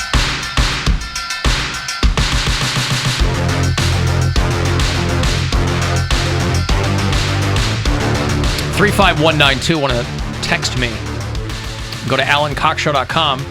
Brand new Poundcake dropped today. It's called Dumpster Fire. If you want to read the latest musings from our own Cody Brown. Got the Instagram hotties there for you as well. New episode of the Bill Squire Show from iHeartRadio. And blah, blah, blah. Sunday morning, 8 to 10. Looking ahead to then, it is the Week in Cox. It is 2 hours of the best stuff from the entire week. 8 to 10 a.m. Sundays. And then we do commercial-free music for you. Kind of a virtual tailgate here on MMS. Before the Browns game, that's a 1 o'clock kickoff against the Cowboys in Texas. And your code word through the month of October. The first day today. I'm a little disappointed at how few Billy Joe Armstrong memes I've seen being passed around. I thought for sure we were going to be bombarded with those. Maybe the bloom is off the rose. I don't know. I tweeted yesterday to let him sleep. 2020, we don't have to, I mean, September's over, but we don't have to wake him up right away. Gotcha. So, 1 o'clock game. The code word for Cleveland Clothing Company through the month of October is... Spooky! Spooky. That's right. So use it, and you'll get 20% off whatever you buy from them. Boy, I'm getting a lot of texts from people who are telling me how they do their jobs high all the time. Yeah. And it's making me a little nervous. Why? Because I associate getting high with when you want to get out of your head and not necessarily... Granted, it makes you crazy focused on what you're doing, so perhaps it makes you better at your job. I don't know. Depending on what your job is. Depending on what your job is. Some people that can operate that I got way. people working on cars. I got people building houses. I got people, you know. Alan, I'm in sales. I drive around all day to meet with customers stoned out of my mind. Cooks and chefs work much better high. Listen, big one. Again, what about a ham delivery service? Amazon. Amazon. I could do that. Hey, Josh. Hey, what's going on, Alan? How are you? Oh, not too bad, not too bad. Yeah, I was calling about being high on the job. And You don't say. Come on. Yeah, well, honestly, it's a lot more prevalent than people. I think I don't think people realize how many people are actually getting high at work. Like, I've worked in pest control, wildlife, construction, home remodeling, everything. Why do you think you've had so many jobs? Wait a second, you... I bounce. Josh, you worked in wildlife construction? No. I've worked in pest control and wildlife and construction. Oh, and I was like, was he out there building beavers? Yeah. Okay, gotcha. Yeah, but no, that's the thing. Every company I've worked for, I mean, it might take a couple months, but like not that long, and you find out that all your coworkers are high. I mean, Well, I guess part of my confusion is I thought there were more places doing drug tests. They can't anymore. Because it's legal? It's or- decriminalized. Okay. You lose your whole staff. Okay. Yeah, they don't really drug test as much as you think. I mean, I've been to jobs where like they say, "Hey, we're going to drug test you." You get in there, and if you do a good interview and they like you, they just say, "Okay, we're going to waive the drug test and the background." Yeah, I get that, but again, I mean, even where it's decriminalized or whatever, you were still having companies say that's against our policy. People were suing Walmart because they would get fired, and Walmart would go, "Look, the law is one thing, but we don't want you to be high here," and so Yeah, well, there's so many loopholes too. Because another thing in Ohio, they can't legally fire you if you have a drug problem. So, like a lot of these guys, they'll do coke on the job, pills on the job, things like that. And if they get caught, they go, "Oh, well, I got an addiction." And in Ohio, legally, they cannot fire you for that, like at all. If you say you're getting help. And Ohio is one of those states that does it. And I think that's why it's partly more prevalent in Ohio. But plus, I don't know, my generation, we all need to be messed up 24/7. We're depressed. We hate our lives.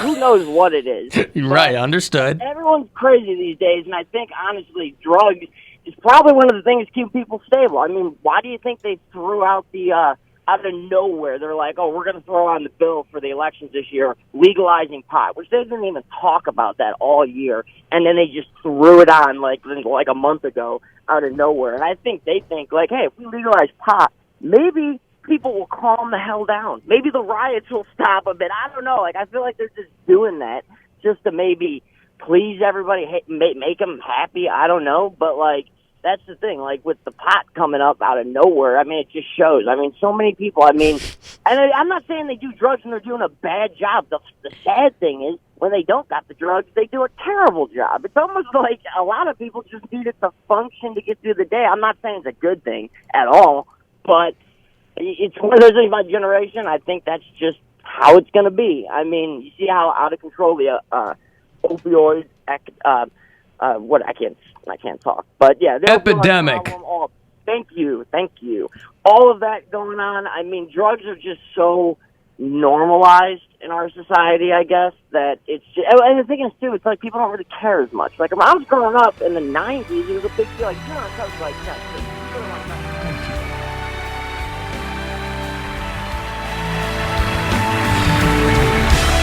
All right, thank you, Josh. I got to move on here. I got to play you off, pal. He was very chatty there. Holy cow. That guy is good for him, right? Mm-hmm. Smoke weed every day. And ladies and gentlemen, coming up to our final approach here. Just going to...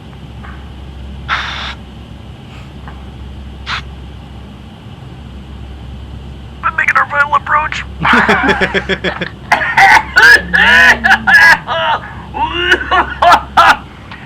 Sorry, ladies and gentlemen, I had to hit the pen. You get the point. Alan, my sister, let me find this. Somebody texted me. My sister graduated second in her class, got a full ride to USC and Pepperdine, and is now a successful entertainment attorney, and she's high every damn day. Mm-hmm. Boy, you ever been to Pepperdine in Malibu? No. Never Oh, to my California. God. You've never been to California? Nope. She's supposed to go this year. Mm-hmm. August was supposed to be my first trip out there. Right. Anyway, Pepperdine, which is technically a Christian school, I think, but it's like really expensive. It's on this giant hill. The bottom of the hill I is thought they this. made those cookies and bread and stuff. You're thinking of Pepperidge Farm, Bill. Pepperidge Farm okay. University is further up Pacific Coast Highway. Pepperdine is in Malibu, further up. And at the bottom of the hill, there's this amazing fish place, like a seafood joint with a couple of picnic tables. Anyway, I digress. Pepperdine University is a good school, but it's like in this beautiful part of California. You're like overlooking the ocean and unbelievable. President's name is Jim Gash.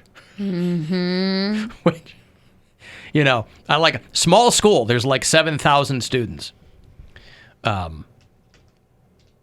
But anyway, okay, well, good. Your sister went to Pepperdine. Congratulations. Alan, we would like to thank drugs for winning the war on drugs. Yeah. Yeah, congratulations. I think you congratulate the drugs, yes. I work for a hospital, and they've done random drug testing for the last 10 years. They have or I have would not? love to get smoky. They've done random drug testing for the last... Well, yeah, Yeah, if hospital. you're in a medical facility, I'm sure they don't want people, yeah. And the tests are right there. Well, I also know a lot of people who have the type of job where they pretty much only get drug tested if something goes wrong. So if they do something on the job and something happens where they injure themselves or something breaks or it's a liability, then they get drug tested after that. So that'll prevent people like, hey, if anything happens, I'll get drug tested. So they, because then you can get fired. Mm-hmm. Because when that accident happened, you had drugs in your system. Yeah, and there's insurance and things like that, and yeah, I get that. But I feel like random drug testing isn't really, I don't know. Alan, I'm a union laborer. We get drug tests at every turn. And also, a lot of my work experience is in restaurants. So, Right. like restaurants and comedy and retail. I mean, I'm not really speaking to a Well, where you're just big group of jobs where people. you're just trying to get through the day. Right, essentially. And where if they did a random drug test of their employees, they would lose more than half their staff. But also, well, that too. But also, because time becomes so fluid, I wouldn't want to work at a job where it felt like the day was longer. Like, I've either been here for 4 hours or 4 days. I know people that have worked here that would do that.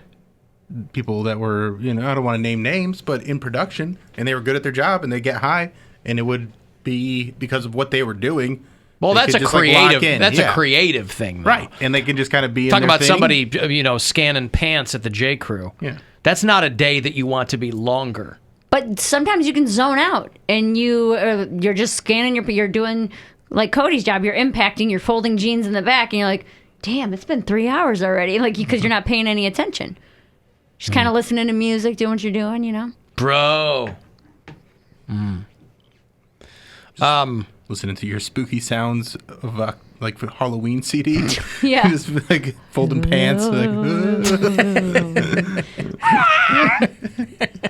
babble, babble, toil and trouble. What are you listening to, man? Bats.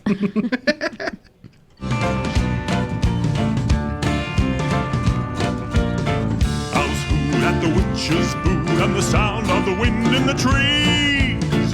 Hear the tip-tap of that black cat dancing in a darkened street. All across the night, hear the happy cry of trick or treat. That's the sound of Halloween.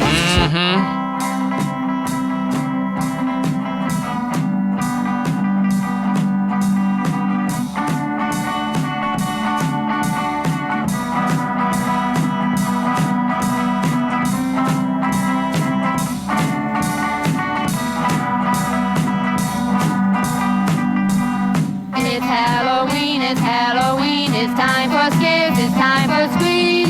It's Halloween, it's Halloween.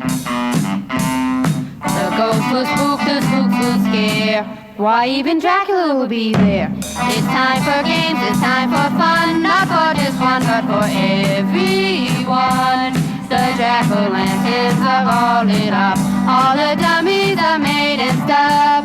By just looking you will see it's this time of year again. It's Halloween, it's Halloween. All the kids are happy and gay. There doesn't seem to be a cloud in their way. But when it's over and they've had all their fun, they wish that Halloween had just begun.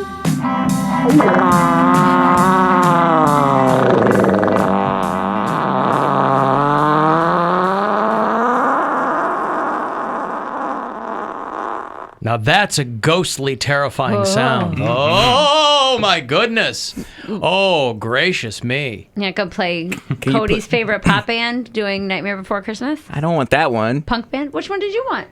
I meant punk band. I want the Sanderson sisters, I Put a Spell on You. Oh, I was thinking Panic at the Disco. This Nope. is Halloween. Nope. Do they do Or that? they do, and then Fall Out Boy also does What's This, and Fall Out Boy's What's This is pretty good. Once it's October 1st, I go into Sanderson sisters mode. So I don't want to hear anything Saw about your no post today. Panic at the Disco. I just got the Nightmare Before Christmas soundtrack on vinyl. Ooh, Very nice. excited about that. You are? Cool. Yes, I know. You are. I'm very excited about that. I got that on vinyl. Okay. I'm sorry. Halloween music begins and ends with Al Jorgensen in Ministry, all right? Stop it with all the nonsense. Pre-Land of Rape and Honey, fake British accent, the whole bit, right? I don't need any scary nonsense. I don't need any goddamn Sanderson sisters. Please, can you just play it for a minute? No. Because I'm a grown-ass man, that's why. Panic at the Disco. Panic at the Disco. They do a good job Stop with it. With what? This is Halloween. This is Halloween. From Nightmare Before? Yes. Stop it. What am I, 8? Yep. Come on.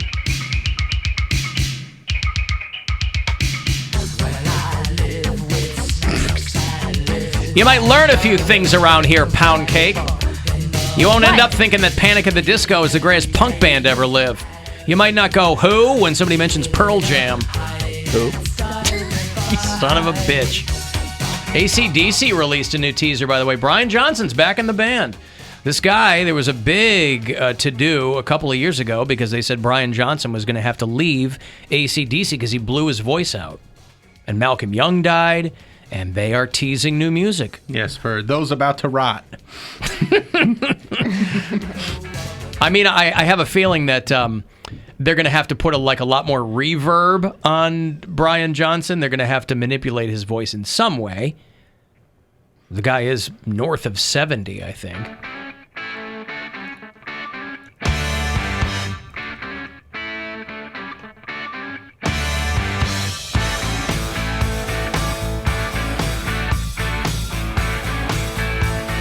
Are you sure this is AC/DC? You know, I double and triple checked. Yeah. The song's called Shot in the Dark. The album is going to be called Power Up, and I don't know when it's going to drop it there. Sounds good. Yeah, listen, if you like AC/DC, you're going to like it. If you don't, you won't. Sounds like AC/DC, and I will listen to it. It is spooky. What a life. What a life being an AC/DC. Like, the bass player sold his, New York penthouse last year for $13 million. Like, you think you don't have much to do in AC/DC when you're the drummer. I mean, the rhythm section of AC/DC. Here's what's crazy. God bless those guys for 50 years. And it's one thing to just kind of do the same thing over and over again, but to do the same thing over again and then make it so distinct that that sounds like AC/DC. They sound like AC/DC's sound is so distinct, and to keep recreating the same thing again and again and find new ways to do it, I'm impressed. And to Very impressed. And to make it kind of sound new. Yeah. Where you go, here's new AC/DC, and everybody goes, oh, what's it sound like?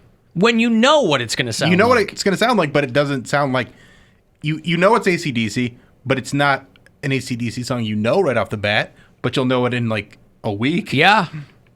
So Brian Johnson is back. They're bringing Phil Rudd back behind the drums. This guy couldn't stay out of jail for a while. He was threatened to kill his wife. He was doing meth. I mean, Phil Rudd, who was, I think, the original drummer of AC/DC, he's back in the band. Brian Johnson's back. Good for them. Good for them. How long is the preview that they released? Is that it? Yeah, that's it. Yeah, it was like a little teaser on Twitter. When's it come out?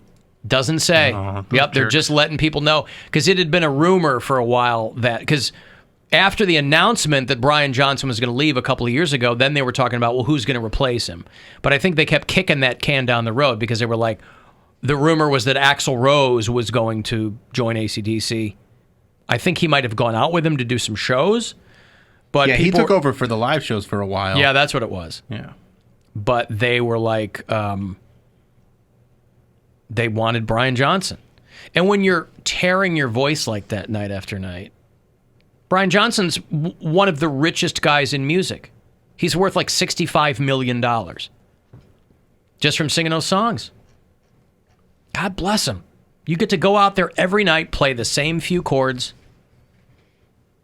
At about the same speed. At about the same speed. In about the same order. There's never, it's all four on the floor. If Yeah. you're behind those drums, if you were in an AC/DC cover band, you'd be living your best life. There's never any 30-second notes, no double bass, there's no nothing. I'm doing Rectober, so every day I'm going to listen to a different record. I think tomorrow I'm going to go with some AC/DC. There you go.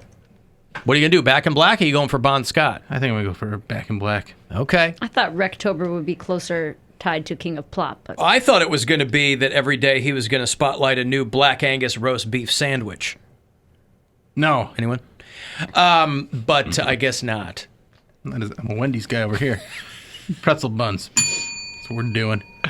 Okay, I've got to take a break. If you want to get a text into me, 35192. You can watch if you like. You go to alancoxshow.com. It's the Alan Cox Show on 100.7 WMMS.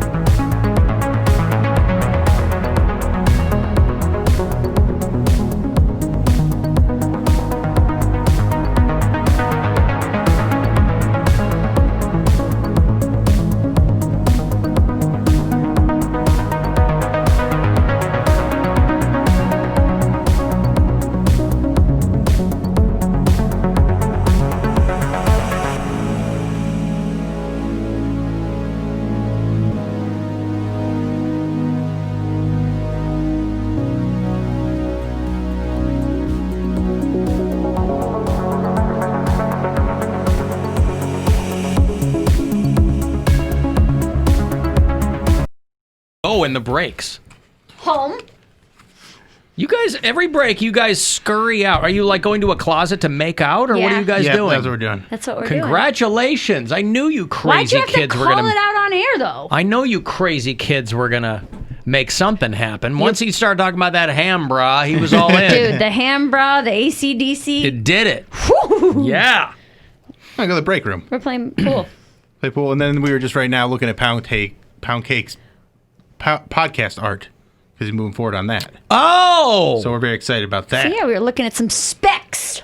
What's it gonna look like? Well, What's it gonna be called? they didn't like the way that they looked. Who didn't like the way they looked? He'll explain. Oh. Well, we're discussing artwork, and I think it would be. He had an idea. Am I going to reveal the name of the podcast right now? You don't have to. I was think curious if you Doesn't had matter. a name. I do have a name. Is it the Poundcast? Nope. Is it I think Code drum roll. Brown? I think drum roll. Yeah, you want drum roll? Well, hold on. I didn't know it was that big of a deal. I was just going to ask you to give me an answer. Drum roll. All right, hold on.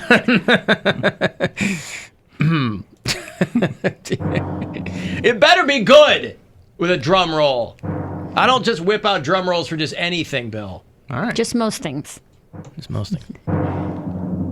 My podcast is called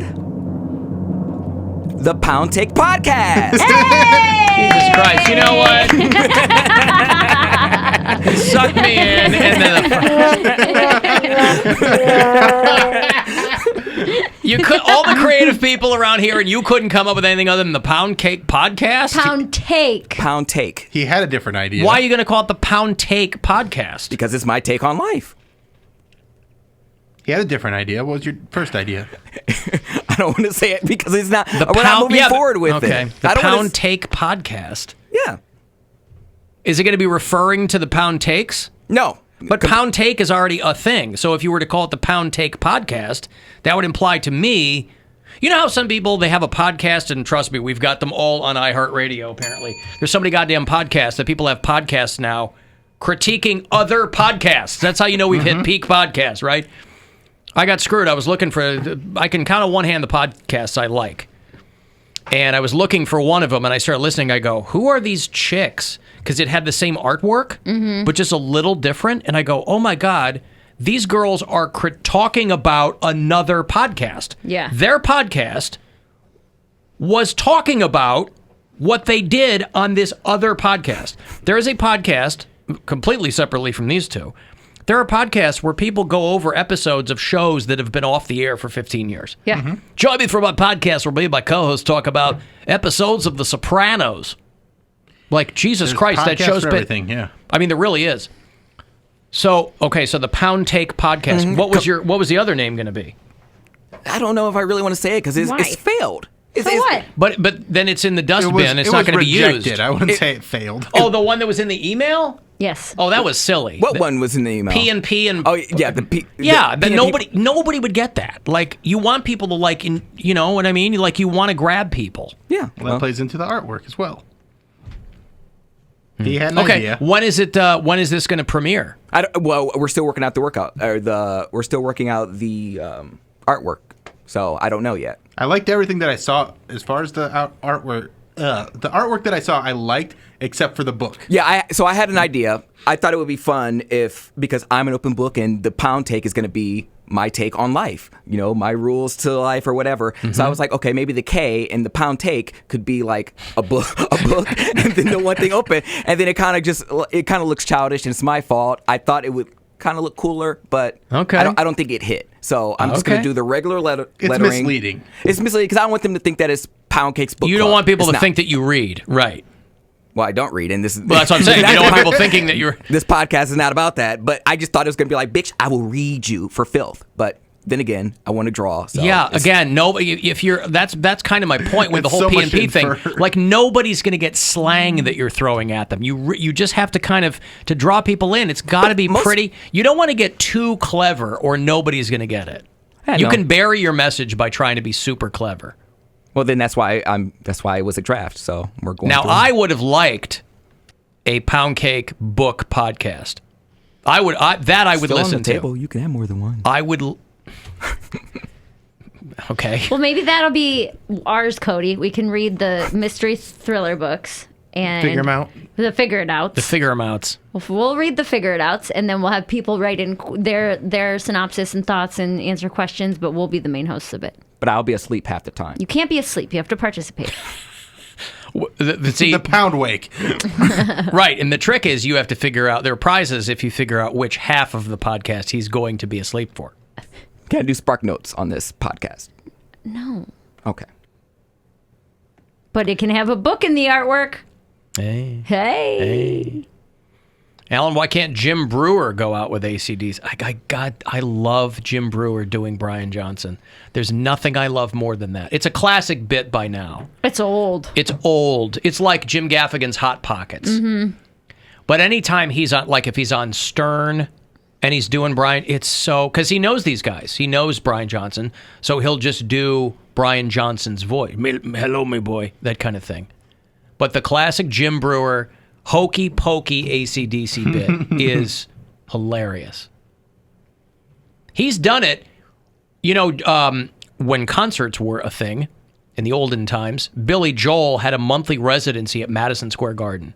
Billy Joel said, I'll do a show here until people stop showing up. And the guy did like 24 shows that were sold out at MSG. And he would have friends and guests show up. And he had Jim Brewer come out to sing You Shook Me All Night Long. Did it kill it? Killed it. That's great. That's what they can do in the future. Take the hokey pokey and tear it up. We're gonna come out like, put your left foot in.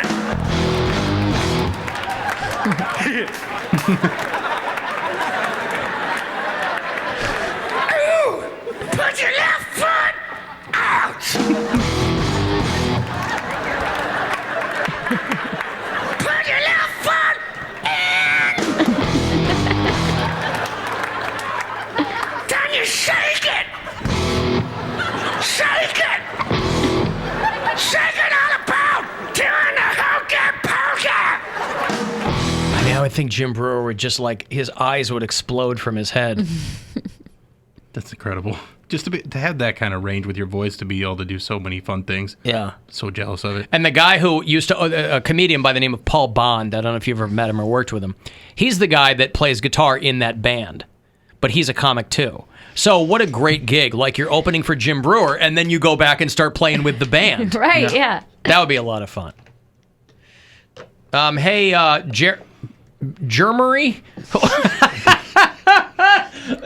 I assume your name... Are you all right? Mary's dying over there. I assume your name's Jeremy, as it's one of Poundcake's fake kids' names. Is your name Jeremy? Oh, I didn't pick him up. Or see, yeah, it's not my fault. Well, one thing's thrown off, I'm thrown. That's all your fault. See, dick. Hello, Germary. Hey. What's up? Yeah, I was calling there about the goat man being the lead for AC/DC. I mean, he is the goat, you know. So if there's a you mean Jim Brewer? Him, you know. Jim Brewer. Jim Brewer, the goat boy from SNL. That's right. Yes. All you hear him is say, "You ready?" We're gonna say, keep your hands covered, and I got you. Press around. You ready? Repeat after me. 1, 2, 3. Hokey pokey.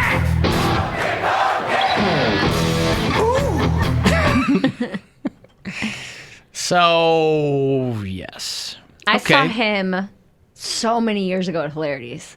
I don't know the last time he came through. But he's been on the show a few times. Yeah. It was, I don't even know if I was doing stand-up yet, or if I was, it was very early in my stand-up career, and I loved his bit. He did a bit about drinking, and like how you have to invite the certain types of alcohol, because like you can invite all the beer you want, because it's a party in your stomach, but once you start throwing in different types of alcohol, and then he like does this big long act out. But he was the first comedian that I saw that did like are there any requests at the end of a show? And everyone was screaming out the AC/DC and the booze bit. And he's like, guys, these jokes are so old. And everyone's like, just do the voice. And you can see that he's like, I've been doing this for 10 years, you know, But he still also did knows it. they're going to ask for that, too. Like, those are, like, I guess, his two that were the most requested that everybody always yelled at. He's like, guys, because he even said, someone yelled out the beer one, and he was like, guys, that bit is like 8 years old. Like, come on, what are you doing? I don't know if his dad has since passed away, but for a long time he was taking care of his dad, who had like Alzheimer's or something. He was crapping his pants, so he would tell these stories about having to get his dad from point A to point B, and they were like poignant and funny. I remember seeing Jim Brewer. It was at Hilarities a few years ago. It might have been the last time I saw him. And I think Jim Brewer is funny. I've always loved having him on the show. I like talking to him. But I didn't realize how goddamn funny he was live. Which sounds it sounds silly to say, but it's just one of those things where it's like I just didn't realize it until you see a full show with him, and you are sore. You're laughing so hard. Yes, which is obviously what you want. You want people peeing their pants and it's just whatever. so silly. Every little thing is like it's just an added nuance, and it's all layered, and he's so great. Hey, Dave. Yes. Hi, Dave. How are you? I wanted to chime in on Poundcake's podcast name because now you're in my wheelhouse. I've been podcasting since 2005. And just to give you an example, you have to have your name. Oh, good for you. Yeah, you have to represent what people are going to search for your name because there's like 1.2 million podcasts. And if you have just the PKMJX show, that's not going to work. I had a guy once. He was going to do a show called After the Darkness. And I said, go to your target audience and ask, what do you think the show is about? And they're all like, is that a band from the 90s? And is it about vampires? And I asked him, I go, what's your show about? And he goes, it's my life after blindness. And I go, then make the show called Life After Blindness. That's what I'm saying. If you get too clever, nobody knows what's going on. Like, it might work with the people who already know you. I mean, you'll get the people listening to your podcast are going to be fans of this show, Poundcake. So it's like they might get it, but you want people you don't already have to what is yours, Dave? Mine is called School of Podcasting. School of... So what was... How do you even take your own advice? So what was podcasting in 2005? Like, what did that consist of? Yeah, that was before Apple Podcast. It was painful, and it was just a bunch of nerds because you had to be a nerd to figure out how to make... Right. It was you and Jimmy Pardo. Yeah, that was it. Wow, okay. And you still do it? Still do it. Yeah. Been doing it 15 years, and it's got to be a much more crowded field. A lot more crowded field, but it's you have it different because you have the celebrities that are doing a show that's kind of for everyone, and then you have the hyper. Like my favorite example, there's a guy that does a show for chameleon breeders, and I was like, "Did you say chameleon breeding?" And he goes, "Yep." Yeah. And he's making a killing because he's selling cages for chameleons. Well, yeah, you can. If you're there's like this, there's kind of this sweet spot where if you're super nichey, you're gonna get everybody who's into that, even if it's a smallish number comparatively. They're all gonna listen to what you're doing. Right, but if you start another podcast about true crime or another show with inspirational stories, have fun with that. You're in a really, really crowded space. So you have to be really, really good. Apple iPod, it was called narrowcasting, quite literally. Yeah, because I'm a broadcaster. I want to get as big of an audience as I can terrestrially, right? But back in the day, it was called narrowcasting, where they were like, you do something super nichey, and if you can get people to hear it, they're gonna find. Now it's a little bit broader, but I don't know. Okay, thank you, Dave. Oh, you're welcome. All right. These are the Daves I know. These are the Daves I know a new Dave now. These are the Daves I know. These are the Daves I know. David Hoffner, he works in my dad's store. He's worked here for 12 years. He'll probably work here for more. These are the Daves I know. These are the Daves I know. These are the Daves I know. These are the Daves I know. Dave Gord, I've known since I was 6. In grade 8, he broke his leg, so we got drunk and sick. These are the Daves I know. These are the Daves I know. You got to wonder how many Daves you actually know. I have a brother named David. That'd be a good podcast. Just going through all the Daves you know. Do one episode. Yeah, but it's the kids in the hall. Here's a Dave I know. They could do it. You know what? Get that last guy's information. I'm going to do a podcast called "Here Are the Germeries I Know," and I'm going to interview that guy. Okay. Just the timing of it. I just had a mouthful of water. As soon as you said germery, I was like, get Hello, out of here. germery. That sounds like a slang name for a hospital or something. You're in the germery. Yeah. So we don't know when the Poundcake podcast is going to premiere? No, not yet. Like when the first episode is going to drop? Nope. Hopefully soon, though. Okay. Like within a week or two. You didn't want to call it the Brown Note? No. Okay. You want to call it Pound Town? That's already taken. Oh. Okay. Alan, I can't wait to start my podcast where I critique Poundcake's podcast. I'm calling it Poundcake's Poundcake Podcast. Hey, that means I have one guaranteed listener every That's week. right, because So they I'm have not to mad at listen. that. There's nothing wrong with that. Excellent. You want to get to that level. As much as I mock it, because it is silly, I can't imagine devoting my time doing a podcast critiquing other people's. Nevertheless, you want to get to that level where other people, their work consists of critiquing your work. That's art. I forgot. Yeah, people reminded me Jim Brewer opened for Metallica. That was the last time I saw Jim Brewer, February of 2019, when we saw Metallica, like in the round at Romo Fijo. Right, Jim Brewer opened up. Forgot about that. What a gig. Yeah, just traveling with them. There's only a few comedians that can pull that off. Florentine. Dude, Taylor Swift, if you're listening, have me come open your tour. We're the same age. We got roughly the same demographic. I feel like it's a different crowd. You think? Yes, I think you're a little rough for the Taylor Swift crowd. Swifties aren't going to be into you. You don't think? No. You want to get on like a Gladys Knight. Gladys Knight. Diana Ross. I think Metallica. Metallica. You can do Metallica in front of Metallica. That's right. You want to get on. Who do you want to get on? You want to get John on. Mayer. You want to get on John Mayer. God You want to damn. be on the. You want to be on like the Pussy Riot tour or something. You want to think be on I'm like not that, like- L7. No, but I mean, you're still. Taylor Swift ain't gonna work for you because there's gonna be moms with their kids. Oh, And, that's you know. true. There's like children there. Yes. So who's a little bit harder than Taylor Swift, but not quite Lady Pussy Gaga. Riot. What about Lady Ooh, Gaga? yeah. You know who I really like is Meghan Trainor, and I thought that might be more of a She's all about the bass. She could open for you. for a while. I loved her. She can definitely sell. She had that one song, right? She had a lot of songs. I like a lot of her music. Maybe I'm just a deep Meghan Trainor fan, so I Yeah, I know think more. you are. I know more of her music than that. Yeah, you are. Ladies and gentlemen, Meghan Trainor. Anything? No, it works. Oh, God damn. This friggin' thing.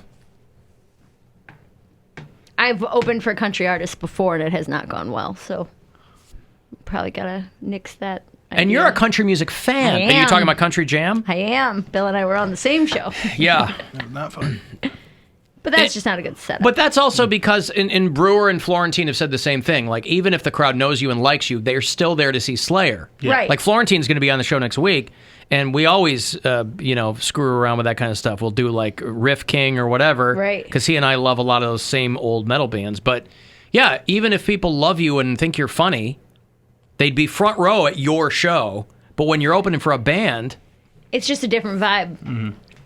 They don't Yeah. want to sit and be quiet. They're getting drunk and want to party and enjoy their favorite music. But I even get it. even mellow artists, like older comedians, have these stories of way back in the day where, like, I opened for Diana Ross. Mm-hmm. You know? Yeah. And that's not a rowdy crowd, but they didn't want to see you. Right. They weren't there. Well, they weren't I've there to ex- see Jerry Seinfeld. They want to see Diana Ross. I think my friend opened for Mariah Carey. I've doing experienced comedy, that. and he said it was the worst. He said the money was so good, but man, it was the worst. Well, you just plow through it for the money. Yeah. I've experienced that opening for other comedians where they just truly, truly do not care about you. Like where they are like, I am here. I've opened for several YouTubers and gotten this type of response where they're not comedy fans. Name they come, drop 'em. No, they come to see a certain person and then I'm up there like, here's some really well-crafted jokes I've been working on for 8 years. And they're like, we don't care. We want jump cut videos. Right, you know what I right, mean? right, yes. So that happens not just opening for a band, but Why would Mariah Carey have a comedian? try something different. It's just, And then Touch It's My for a Body tour, comes on yeah. after it goes off. I think it's an insecurity thing too for Bruno her. Mars. I could open for She doesn't Bruno want Mars. someone. She doesn't want someone to upstage her. Yeah, I think so. But like, no, even if someone is, I'm pretty sure it was Mariah Carey. It might have been some. It was some pop star like that, but he was opening for this pop star, and like he was like a very like big over the top comedian, but he said it was just brutal. Who? Jim Jeffries? Didn't he open for Mariah Carey? No. I thought he talked about doing a gig. He performed for Mariah Carey's husband. Oh, that's a privately, like that Packer guy, the billionaire. Yeah, okay. Yeah. I'm mixing my stories up. That's a fantastic story. Yeah. He's a billionaire. Mm-hmm. Well, sometimes, like he said, when they offer you enough money where you're like, yeah, I'm going to do this. It would be stupid not to do it. Yeah, you're like, this is going to suck, but let's do it. Yeah. It's like the Gaffigan joke. He's like, stick around for the Pope. Yeah. Like open for the Pope. And, I mean, that's any college gig where there's like 9 kids in a cafeteria and you have no microphone. Not even a but cafeteria. You make $2,000. You're like in like the cafe. Right. It's like right outside the bookstore. People just walking by in between classes and you're like, yeah, I guess I need the $2,500. Hey, how you doing? Hey, what's going on? Yeah. Mary should open for Kenny G. That's a pretty good idea. Okay. You could open for Kenny G. Can I have him do that after my punchlines? Have who do what? Kenny G. Do that. Every time we mention him, an angel gets their wings. Mary could open for Pink. Ooh, yeah. I feel like that's a young crowd too, though. No, it's not. It's not? Pink's first big album, Misunderstood, was when I was in 7th grade. But also, Mary's pretty young. Like, but he's saying like 31 almost. Yes. No, but what I'm saying is... And Pink's 40.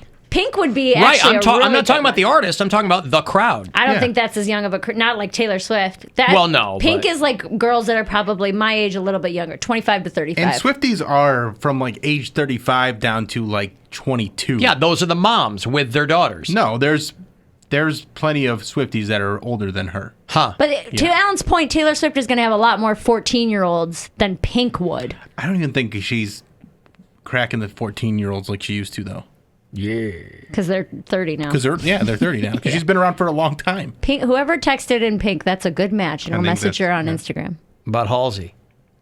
Okay. Mary and the Mustard Vaginas tour. I was thinking you crack jokes about her. She's young. Yeah.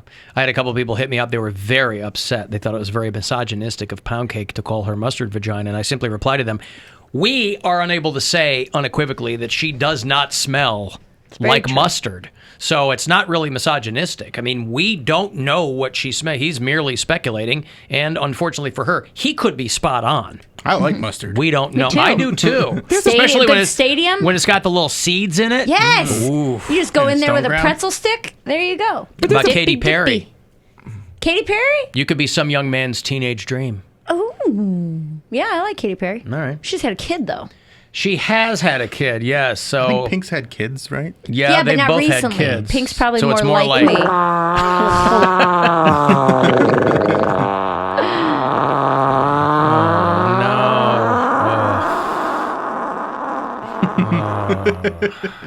Okay, I've got to take a break. You want to get the last word in? Send me a text, 35192, and we'll be back. The Alan Cox Show.